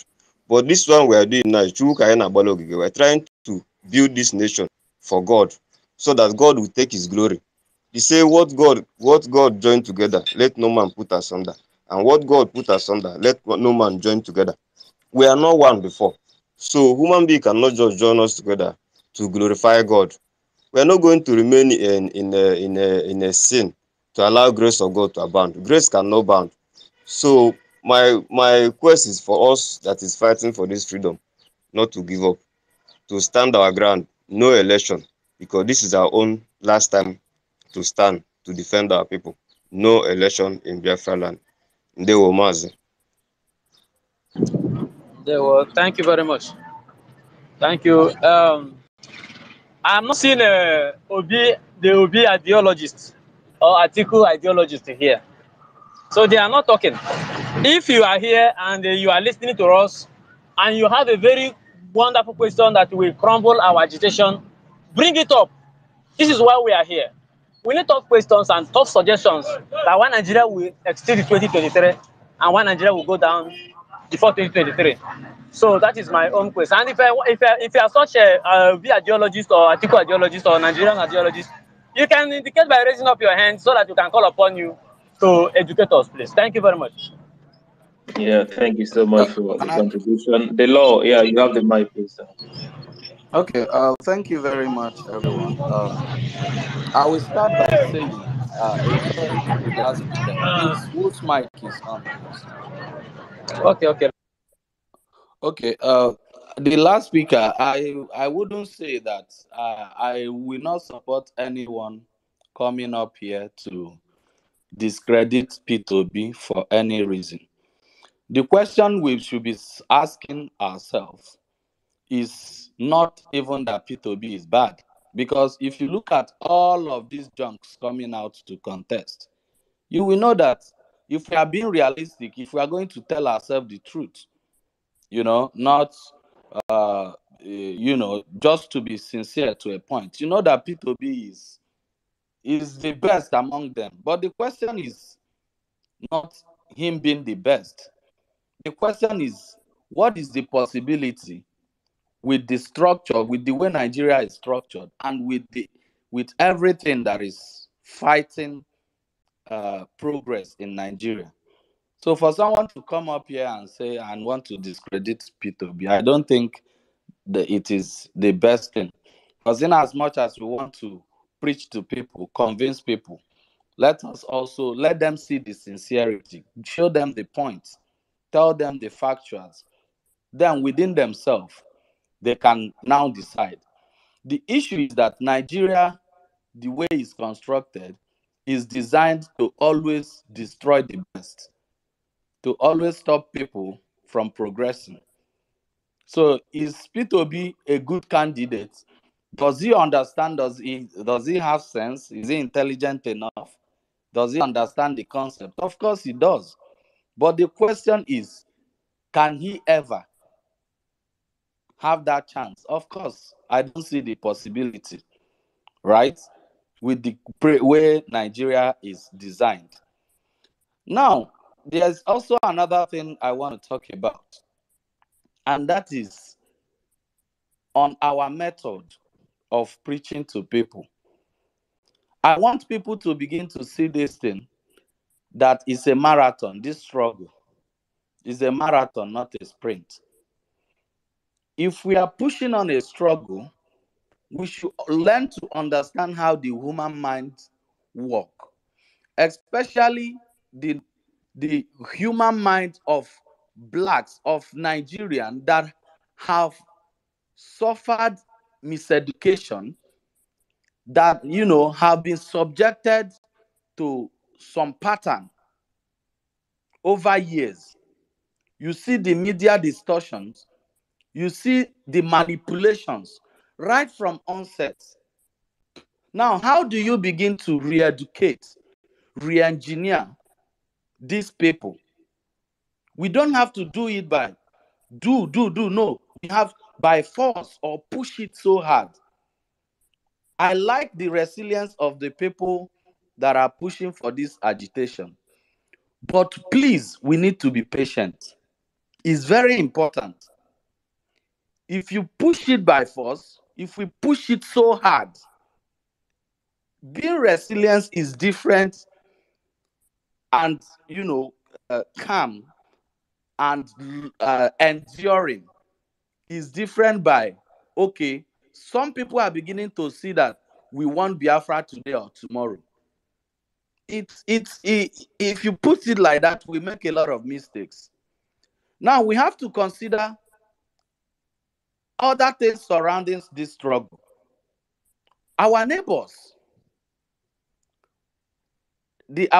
some of our neighbors from the south, how are they seeing the struggle at this point?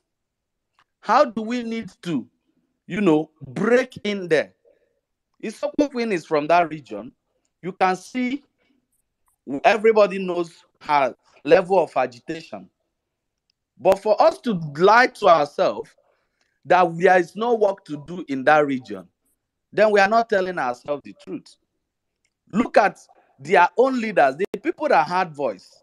I had an engagement with Renaud Mokri. I said, if only you have used your voice for your Ishakiri people to discuss their plight, to tell the world what they are going through, the denial of their resources, the heavy military siege, the suffering, no presence of government.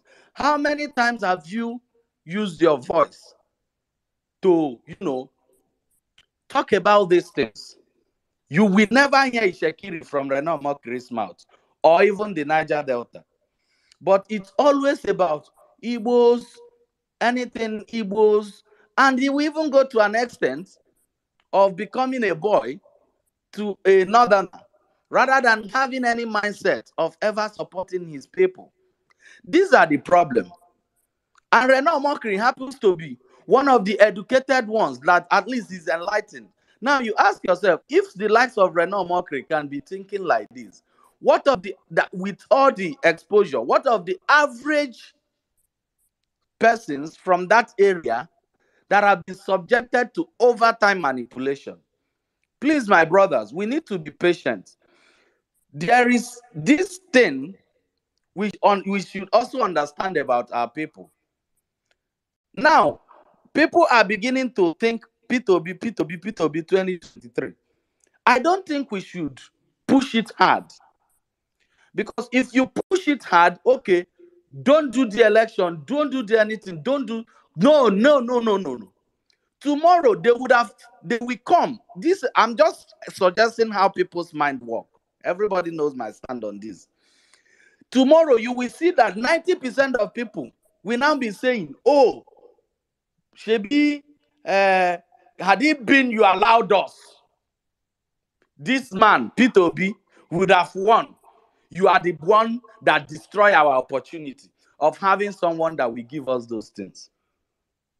And forever, you will remain blamed. They will turn you, even though you understand that. Of course, if you go to the poll, if you do anything, P2B will never win. There's Please, everything working against him. you can round up your distance, please, so I will address you. Okay, you have made your point. Okay, it's all right, but Yeah. I'm just saying we should learn how to You be patient with people. you have said We you don't have have said. to Now push let me it far. can I address I am you your now? supporter, but I know. Can I I think address you now? You have said your point. You have made your point, and I can address you now. Now let me tell you, we are not here for. And I will correct you one thing. We are not just in agitation. We are now in the liberation phase. And so it does not matter what people come with emotion and all that. It does not matter. It is not today we are hearing it was your fault. Mazi Nnamdi Kanu has been blamed in 2019. Oh, you call for boycott of election, and all of a sudden you say, okay, go and vote when people did not have a voter's card and all that. We've been hearing these things for many years. It did not happen. It did not start today, and it is not going to change the position of those who always come to blame. Let me also tell you that when the first census, after in the 1999 census or so, when Wazirike started this thing, Wazirike stopped census. Today, you have blamed Wazirike for stopping the census, but not blaming him anymore. You've forgotten that. So we have been hearing all this blame and blame this and blame that. You can go ahead to blame. In a struggle like this, you can do mistake, and mistake is acceptable. So if the mistake we are going to do is by stopping the election in 2019, because we know what is on ground, P2B is only there to draw the attention and the presence of Ndibo in the election. If that is going to be a mistake, we are ready to take that mistake. And it is just as simple as that. And then for some of you that will come here to say, stop pushing for that, stop pushing this, stop pushing hard, Southwest or our coastal region have not wake up and all that, they are going to wake up by force. They have addressed this issue. The reason why you see them behaving as if they did not wake up today is because they have seen how unserious some of you who claim to be supporting us and at the same time say you don't push hard. I don't know when we are going to start pushing the hard. So if you are supporting us, you should come out and support us to push more harder. You cannot be supporting us and at the same time you say don't push harder. So it is because of you, people like you, that made them not to take this agitation serious. So, and we are not going to be allowed that to be happening. So you come here, we are going to address you the way you are addressing us, because we are pushing very, very hard, and we continue to push hard. And the pushing hard has entered a different dimension. So we are stopping the election next year. And we are not bothered who is going to blame us. But I know at the end, people will know how right we have been. Thank you. Yeah, thank you so much, Mazi Simon. Now, Nkoro Gabriel, I think you are the next speaker. Can you unmute yourself? Mazi Anyan, please, I think can Captain send a message to me that he can kindly and bring him back on stage. Thank you so much. Sorry to cut in. All right. Thank you, fellow comrades. It's a great privilege to be part of this unique space. Special thanks to the host, a very able senior brother, Barrister Simon Ekpa. The last two speakers have said some things that are very, for me, very important to note. The law who spoke last is encouraging that we should not see this race like a sprint, like a 5-10 minutes 100-meter race where you run from one destination to the other in a dash. He said we should, however, see it more like a marathon, or maybe like a relay. It's given. My brother, it will be good that you say your own opinion. Don't repeat what somebody have said, which I have addressed to the best of my knowledge. The race is marathon. We have been running this race since 1945, if I'm not mistaken. We have been running this race officially since 1967 till date. So I don't know what somebody is coming here to say we shouldn't be running marathon, we should not be sprint, as if we started Biafra struggle yesterday. Biafra struggle officially started in 1967 when the war started. Till date, we continue to fight this war. So I don't know why somebody is coming here to say. So say your own opinion. Forget what you have said. I have addressed him, and that addressing is better, to the best of my knowledge. And I believe it is valid and accepted by majority of Biafrans. Thank you. Go ahead with your own point. Okay, now why I am reiterating what he said is because my own point is founding is continuing from where what he mentioned, and not just him, even the person. Just go ahead and make your point, because we don't have that time. Otherwise, we will take you out and bring another person. Go ahead and make your own point. Ask your question and let us hear you. Don't repeat what somebody else said here, please. Okay. For emphasis sake, I'm going to give an Igbo adage that's very popular and common amongst the Igbo people. Ndị Igbo na-asị na a na-esi ụlọ amara mma afọ ama. And every time I sit in a congregation of people across Nigeria and even amongst my Igbo brothers, it comes to play that in what we have today as Nigeria, as of today, the Igbo region, the Southeast region, Abia State particularly, amongst the Southeast region, has witnessed one of the most terrible series of unfortunate governance. And the question I always get asked each time is,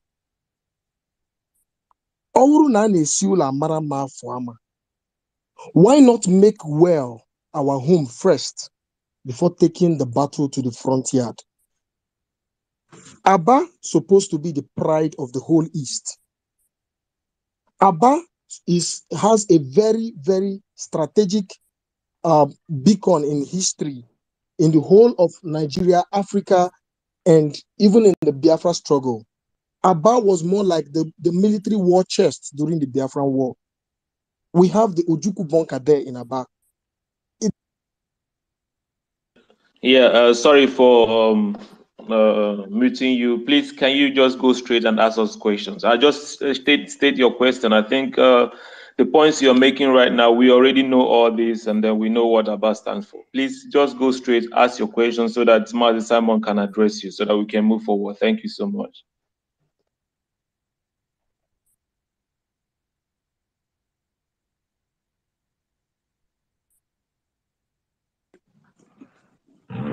Before I go on to ask my questions, if people will not be allowed to freely air their voices, if this is seeming more like a dictatorial space already where people cannot freely air themselves, then I think we may not be very, very right with that. What I'm trying to say in essence So is you cannot ask a question.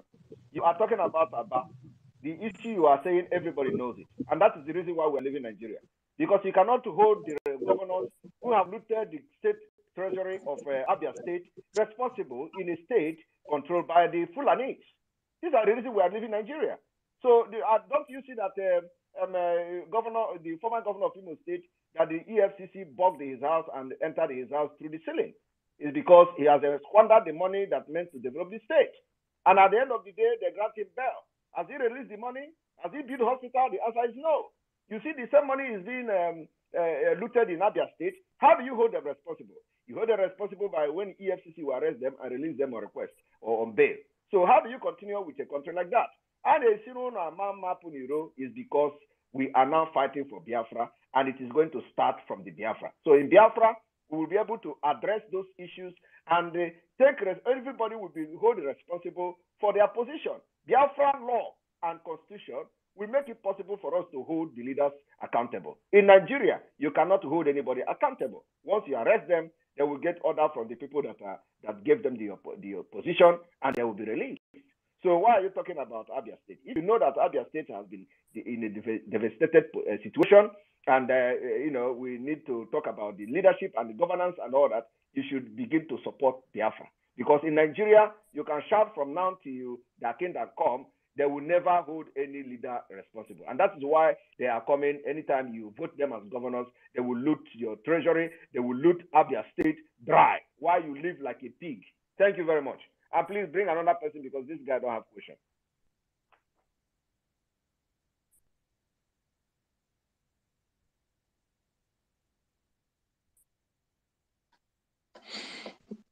Yeah,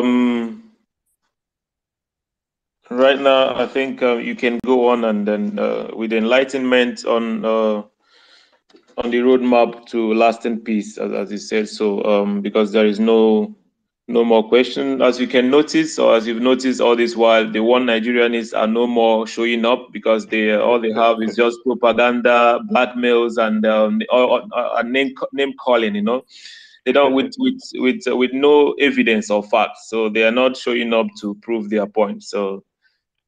Uh, All right, that's why we are here, so we will be coming also to make sure that there will be silence forever.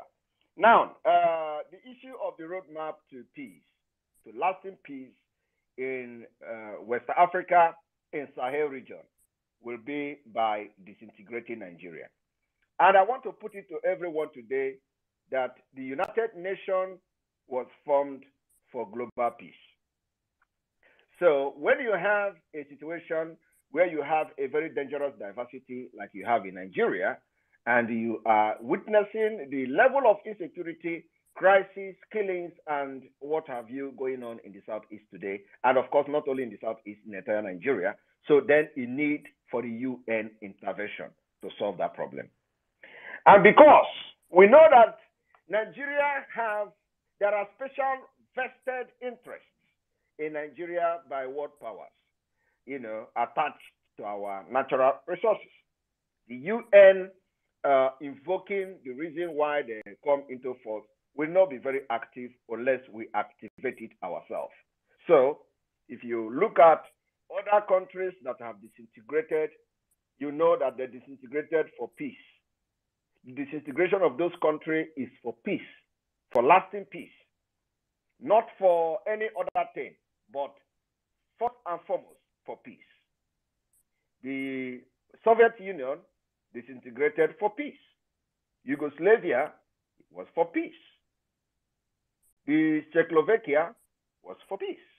Singapore and all of them was for peace. The Ethiopia and the other Eritrea also was for peace. Sudan and the North Sudan, South Sudan was for peace. Every disintegration that has happened has always been for peace to reign because of the dangerous diversity. And Nigeria is witnessing today the worst dangerous diversity in the history of humankind. So the roadmap to peace will start from 2023 when we stop the election of Nigeria in Biafra land. We are going to make sure that no single person will have the opportunity to vote. It is also our right. We are exercising our democratic right by not voting. Democratic right is not only when you go to the poll to vote. You can also vote and speak by not voting. So we have adopted that particular democratic right by beginning the awareness that our people must not vote and the beginning of disintegration of Nigeria and Biafra restoration or renegotiating the existence of what we have today will start to take place. Let me also make it very clear that because we are saying no vote does not mean that some people will not be saying vote. That is why we are in democracy. And those who are going to adopt and accept this particular notion of no vote are going to be bigger in number than those who will want P2B to be voted and voted for. So on this note, we are saying the only way for peace to return, not just in Nigeria, but in the entire Sahel region, is by UN understanding the reason why they were set up, reason why UN come into existence was because of global peace. And whenever the issue of diversity, ethnicity, religions is being the genitor and the reason for the insecurity and killings, you have the UN have always intervened somehow. But of course, we know that in Nigeria case, it is a little bit different because of the vested interest in Nigeria. So we are calling on all Biafrans and the good ones that the only way to kickstart this particular roadmap to freedom is by making sure that there is no general election under Nigeria government in our territory. The only election that will be allowed is the referendum. And of course, we are not even saying that they are going to give us a referendum, but just to make sure that we also embrace a democratic process, is that we can accept a referendum organized by whoever that is going to organize it in our land to vote and decide whether we want to continue to be part of an evil entity, of an entity controlled by nomadic terrorists, or we want to go on our own and develop ourselves, have the right to determine and have hospital for our children and our mother, and the people will be able to live and have good road, good hospital, and what have you. Social amenities and those things that make life good, like we enjoy in different places of our abode today. So, my people, I've just come this evening to make this particular space discussion that you have to start making up your mind. If you are in Biafra land, at least you have to start making up your mind that in 2023 there will be no election in Biafra land, and it will be the beginning of the roadmap to peace, which will be after the disintegration of Nigeria. And those who say that our PVC, oh, you need PVC for referendum, I don't think we need PVC for referendum.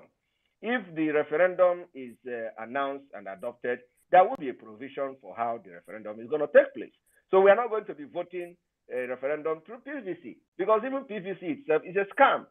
The PVC is a scam in the sense that you cannot have a register for PVC that you cannot collect. So there must be a new strategy or mechanism, that this particular referendum will be voted, and people will be allowed to vote and either for or against. So, but when we get to that particular bridge, we are going to cross it. So the issue of you are going to use PVC to vote for referendum is not acceptable by us, because we need to know and have a very good and legitimate and trusted system of voting in the referendum. So, and it may not be the PVC we are going to use, because we don't know, except if they are going to provide the PVC to every every person above 18 years or from 18 years up in Biafra land, which I know it is impossible, because Nigeria in general election, they have never provided PVC to all the registered voters. So we are going to discuss the possibility of adopting a new system of voting in the referendum that will give everybody the opportunity, every single person, the opportunity to vote, either they want to be part of Nigeria or not. So until then, we will continue this discussion and awareness. Thank you all. Mazi, you can give us your closing remark, and then of course sources as well, and it's okay if you are still here, so that we will go and prepare for my evening live program. Thank you. Yeah, thank you so much, Mazi Simon Ekpa. Listening to you, it's like waking up in the morning and calling on the gods to make way for us. You are the voice of the gods that we are hearing today, and Biafra land, our ancestors, and what makes Biafra tick is standing behind you, and they are moving also before you to create the paths, and no man can stop you. So I am very proud to be associated with whatever you're doing, to stand by you, and then to stand by the Biafran restoration, which I know is going very smoothly. So to close it up, I wanted to say something to our Yoruba brother Babalola that said something about P2B and all the rest of them. P2B, as I know, is a businessman, and let me take the word of Barrister Fela Durot. I think it's Fela somebody, the barrister, the law scholar from Yoruba land. He said, even if you take 20 of him and make them Nigerian president, they will fail woefully, so long as the 1999 constitution will be the constitution that he has to that they will be operating on. And even if all the people talking about P2B coming in and then being the president, let's say by any slightest mistake he achieves that, his failure I don't think they've already found the word that will use in qualifying the way he's going to fail.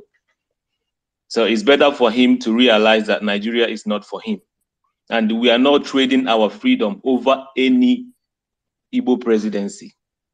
Our freedom is above ethnicity.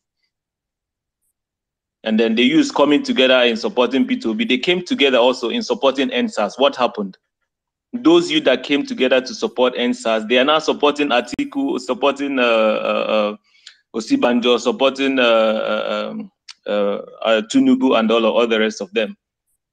So yeah, we've been seeing the coming together of Nigerian youths, and we are not going to trade or surrender our freedom for their coming together for whatever purpose of backing or maybe standing on one Nigeria. Our freedom is above everything any human being can think of. It is an ordained destination which no man can stop. Even God himself has ordained it, so God cannot turn against us. So thank you so much. I yield the mic for Sussex.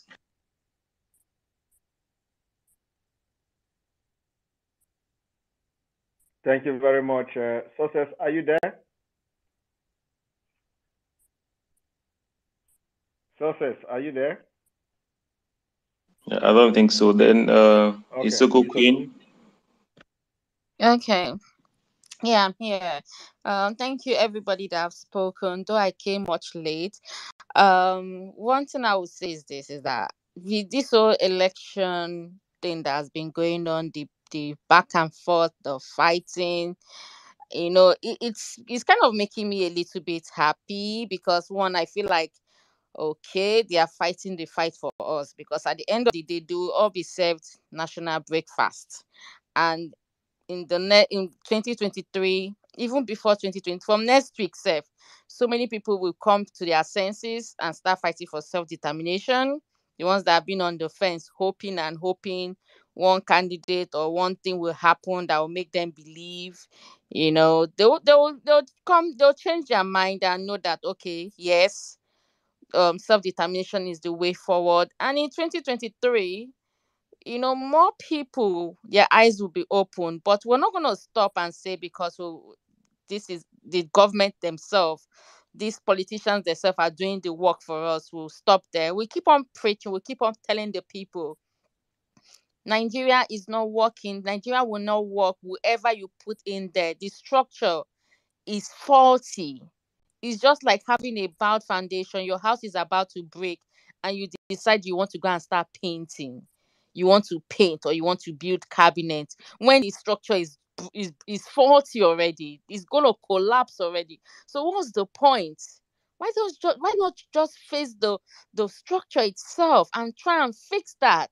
Then you know that okay, whatever thing you bring in will be able to stay and stick, and and you that can work. But this all trying to put plaster on cancer, it's just for me. I see it as laziness. I see it as we are being lazy.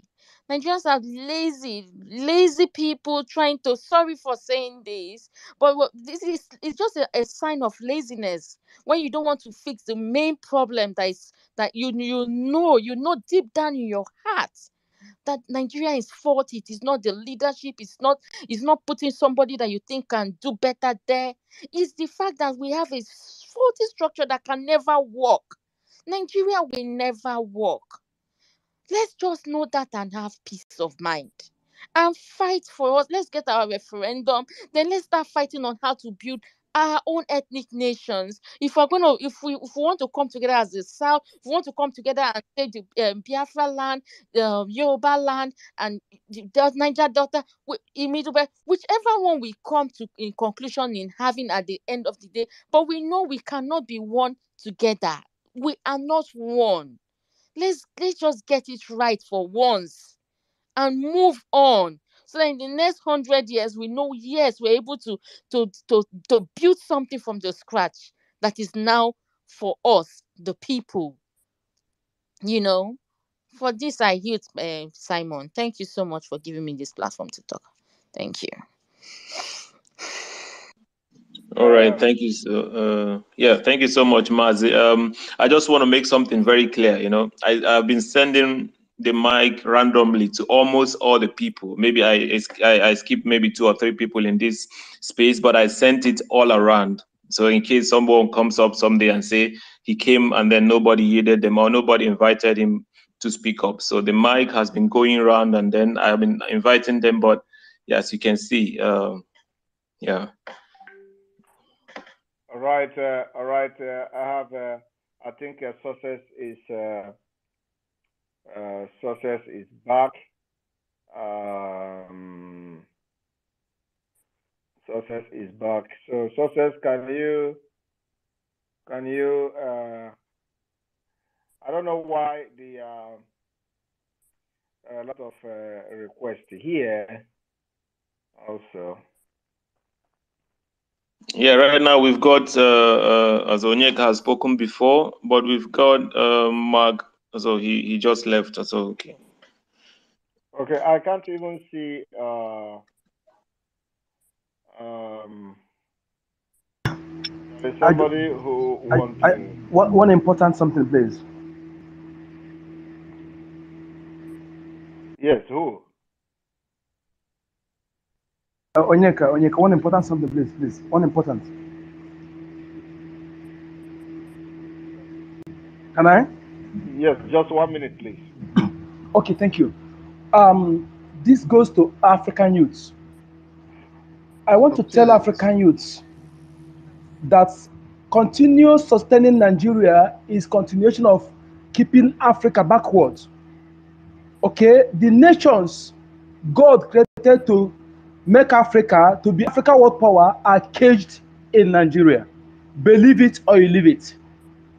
Nigeria must be disintegrated for Africa to go forward, to be able to rise, to compete with other continents. Otherwise, Africa will keep going backward. And the next 4 to 5 century, South Africa, black will completely wiped out. Mark it somewhere. Thank you. All right. Thank you very much. Success.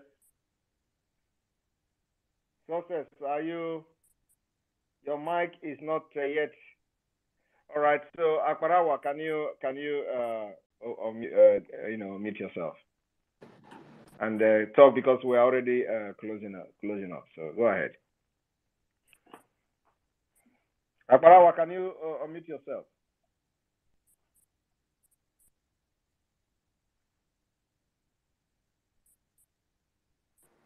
Hello, can you all hear me? Yeah, loud and clear. Yourself, please. Okay. Thank you for having the mic, Simon. Thank you for the good work and everyone in the house. I just want to send a message to the one Nigerians because for the Biafrans that have been in the struggle for a long time, they understand what we are fighting for and the reason we are living. So, for you people that are talking about Peter Obi or Atiku or Tinubu or anybody, let's take you back a memory lane. In 1965, when we had the first president in the First Republic, in the name of Nnamdi Azikiwe, that was our own brother, our own father, our own uncle, right? So, to everyone having him in that position of authority would have expected that Nigeria is in our hands, that we have everything to our disposal. But surprisingly, the template of the Islamization agenda, which is to destroy everyone's life in Nigeria, was playing out before his very eye that time. And his hands were tied. He could not do anything. Let me also remind us that we also had Ironsi as the chief commanding officer of the same army in that same time. So if you had power in charge of the army, in the defense of the country, then you now have power in presidency. What else can you need to be able to have the sovereignty or to control a nation? Those are the two principal points. But with all this that we had in position of power, that never made any difference. So when you are saying Atiku or Peter Obi or Tinubu or anybody that will come to be from the southern extraction tomorrow as president, that it will make a difference, you are getting it very wrong. The template that was played out in 1960 to 1970 is the same thing that is playing out now. Why our gallant men of the Nigerian army, led by Nswoko, led that coup to revolt against the Islamization agenda that was supposed to have destroyed everybody, was to truncate that plan of this jihad. It is that same thing that is playing out now. And the wrong narrative of that, why that coup was carried out, has been pushed out to the public and people are not getting it straight. Today, that same thing is playing out now. So if we had Azikiwe as our own, as president, as at then, and then it could not do anything to stop what was to happen. The only thing he could do was to zoom off, run out of Nigeria when he saw that the thing was within his own office and he could not stop it. He ran out to London. The next place, he cruised down to the Caribbean to enjoy himself and to take refuge there while Nigeria was burning. It was only our gallant men that stood up that were able to do something to stop what was about to happen. This is an example for you to understand that having Tinubu or having Peter Obi or having any other Southern extract or even having a Fulani extract in power will not make life better for the Southerners. When I mean Southerners, that includes Oduduwa, that includes the Whole Eastern region. That let me also include the Middle Belters, because the only thing that you see in Nigeria is about the Islamization project, which is to come to be. So to you, one Nigerianist that really loves Nigeria and wants it to continue, think from this direction, that nothing will change on whoever is the next president that is in power.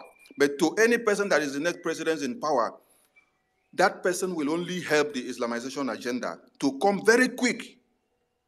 And if that person even happens to be a Southerner or an Easterner, it will harness this Islamization agenda to be very, very useful. And that is when they will kill us all within a pace of time. Even when you have a Fulani man in the presidency, it is even better for you to be fighting, because you know that your problem is centered from someone that is seated and the Islamization is in their hands. So it's like saying it's better to make a friend with a devil than to say you want to go and look for an angel which you don't even know yet. Talking about whether silver or golden jubilee of the Queen in England, when you support or you are clapping for them, you are really, really supporting the continuous killing in Nigeria, because Nigeria is in the hands of the British. These are the people that set you up, and then they are milking from your death every day. And then you are supporting and then clapping for them, celebrating. This is not about even thinking about our own culture. Forget about culture here. Talk about life first. Because these people are the ones that set up this thing and then set it into the hands of these Fulanis to control and to continue to kill you from time to time. Thank you for giving me the mic, because we have limited time. I'll stop here. Thank you very much. Thank you very much. Sources, can you continue? All right. Thank you all for being here. Thank you, Mazi. You have been an eyes of the gods. To start with, there is nobody called Nigerian youth. That's just a very simple truth everybody need to understand. That whatsoever these people that call themselves Nigerian youth comes out to support will always end up a failure. Take for instance the NSAS. Or anybody you see coming out in the name of youth to support any movement is coming out because he needs money, or he is hungry, or he wants to be noticed into a political view of the country. That is why Showore failed. That is why every mass movement that has involved the so-called lazy Nigerian youth will always continue to fail. Just like we have seen the ends and failure of P2B. Those of them clapping for him are clapping because of his money, and there is nothing else. So P2B will not even make it third person in the list when the result is called. So everybody who is gallivanting as Nigerian youth should start, as a matter of fact, liberate him or herself from mental slavery, because they are the one keeping Africa in perpetual bondage. Join the movement. for disintegration of Nigeria, either in 2023 or before 2023. And just like the memo released by USA that Nigeria will end up as a failed state in 2030, that vision is too long, and we cannot wait till 2030.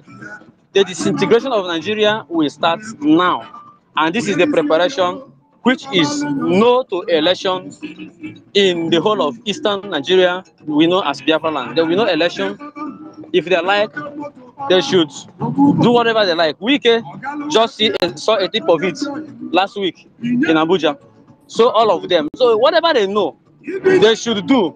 But one more thing is that everybody should come out and support this movement, either directly or indirectly, and make sure that Nigeria is disintegrated in peace.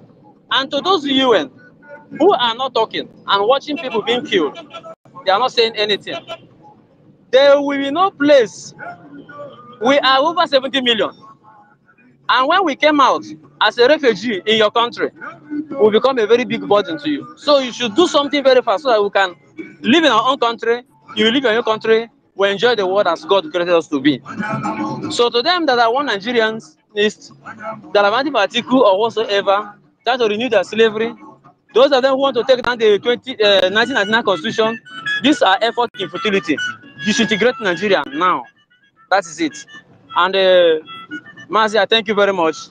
Thank you, everybody, for being here in this very time to educate our people, and we'll continue to do so until Nigeria is totally disintegrated and finally disappeared. The name Nigeria will go into oblivion. Nobody will make mention of that name anymore. It will be like Sodom and Gomorrah and Babylon. Thank you, and have a wonderful afternoon from here. Thank you very much. Thank you very much for your contribution. And of course, we are going to end this space. Thank you all for being part of this program. Thank you all for coming here. And thank you all for your contribution and your ideas and questions. And those who still want to go ahead to support One Nigeria, I will tell you that before the end of this year, you will have a very big reason to abandon One Nigeria. We will make you to abandon One Nigeria if Nigeria cannot make it themselves. So thank you very much. Always stay on alert to get our notification on a Twitter space. We are going to be coming every now and then to answer questions and clarify so many issues that bothers all of you. On this note, I want you to stay resolute on no election. Nothing is going to change this position because the freedom we are fighting for is here. Fulanis cannot stand us this time around. I want you to understand that the last time we engaged Nigeria government and the world was in 1967 to 1970. The entire world fought against us. Today, the story is going to be different. The story is going to be that every indigenous nationality in Nigeria will be fighting against Fulani, and the Fulani will not even start to stand this war. But we can still disintegrate. Everybody goes their way without any fight, without any shoot of gun. We are going to make this peace and let everybody go. But we cannot wait until after 2030, and Nigeria will still go to civil war and fight. But then you must have been destroyed.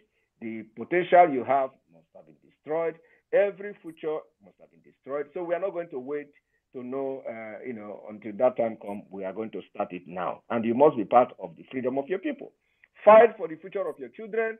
Fight for the future of your unborn children and your generation. And so that when they grow up, they are not going to say their parents are cowards. Be part of this movement to make history in Africa. Thank you very much.